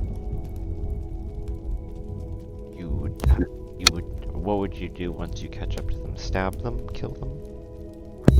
Yeah, energy knife, shadow blade into the back of the neck as they're running.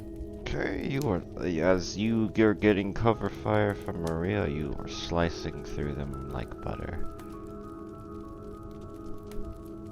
leaving no one to survive. And once the minute on her blade song is up, she probably just plows into the ground.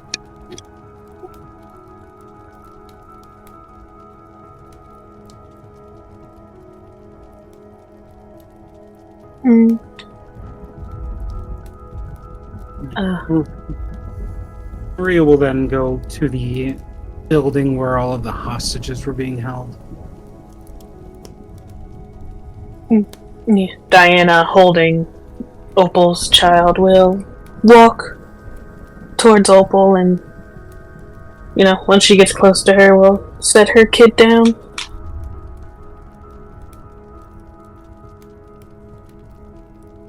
Opal is going to immediately run up to her and give her a hug. She punches you in your ovaries. No, I'm just kidding. She embraces her mother and says, "Mommy, I have missed you very much."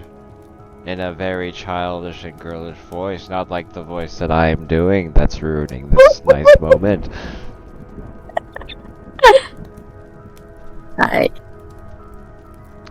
Where have you been, Mommy? I have missed you so much. I missed you too, sweetie. Yes. I was getting supplies and I got caught up in other stuff.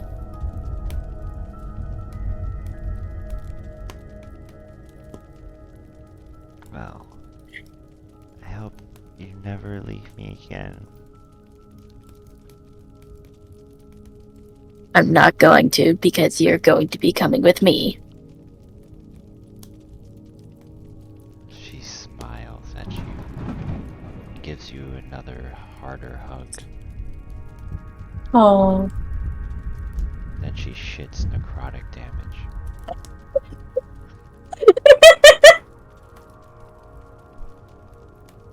And that's where we'll leave until next week, or whenever we play again. Yay! Yay. I went to turn off my recording software and then realized I wasn't recording the session because this is not Fantasy High. So used to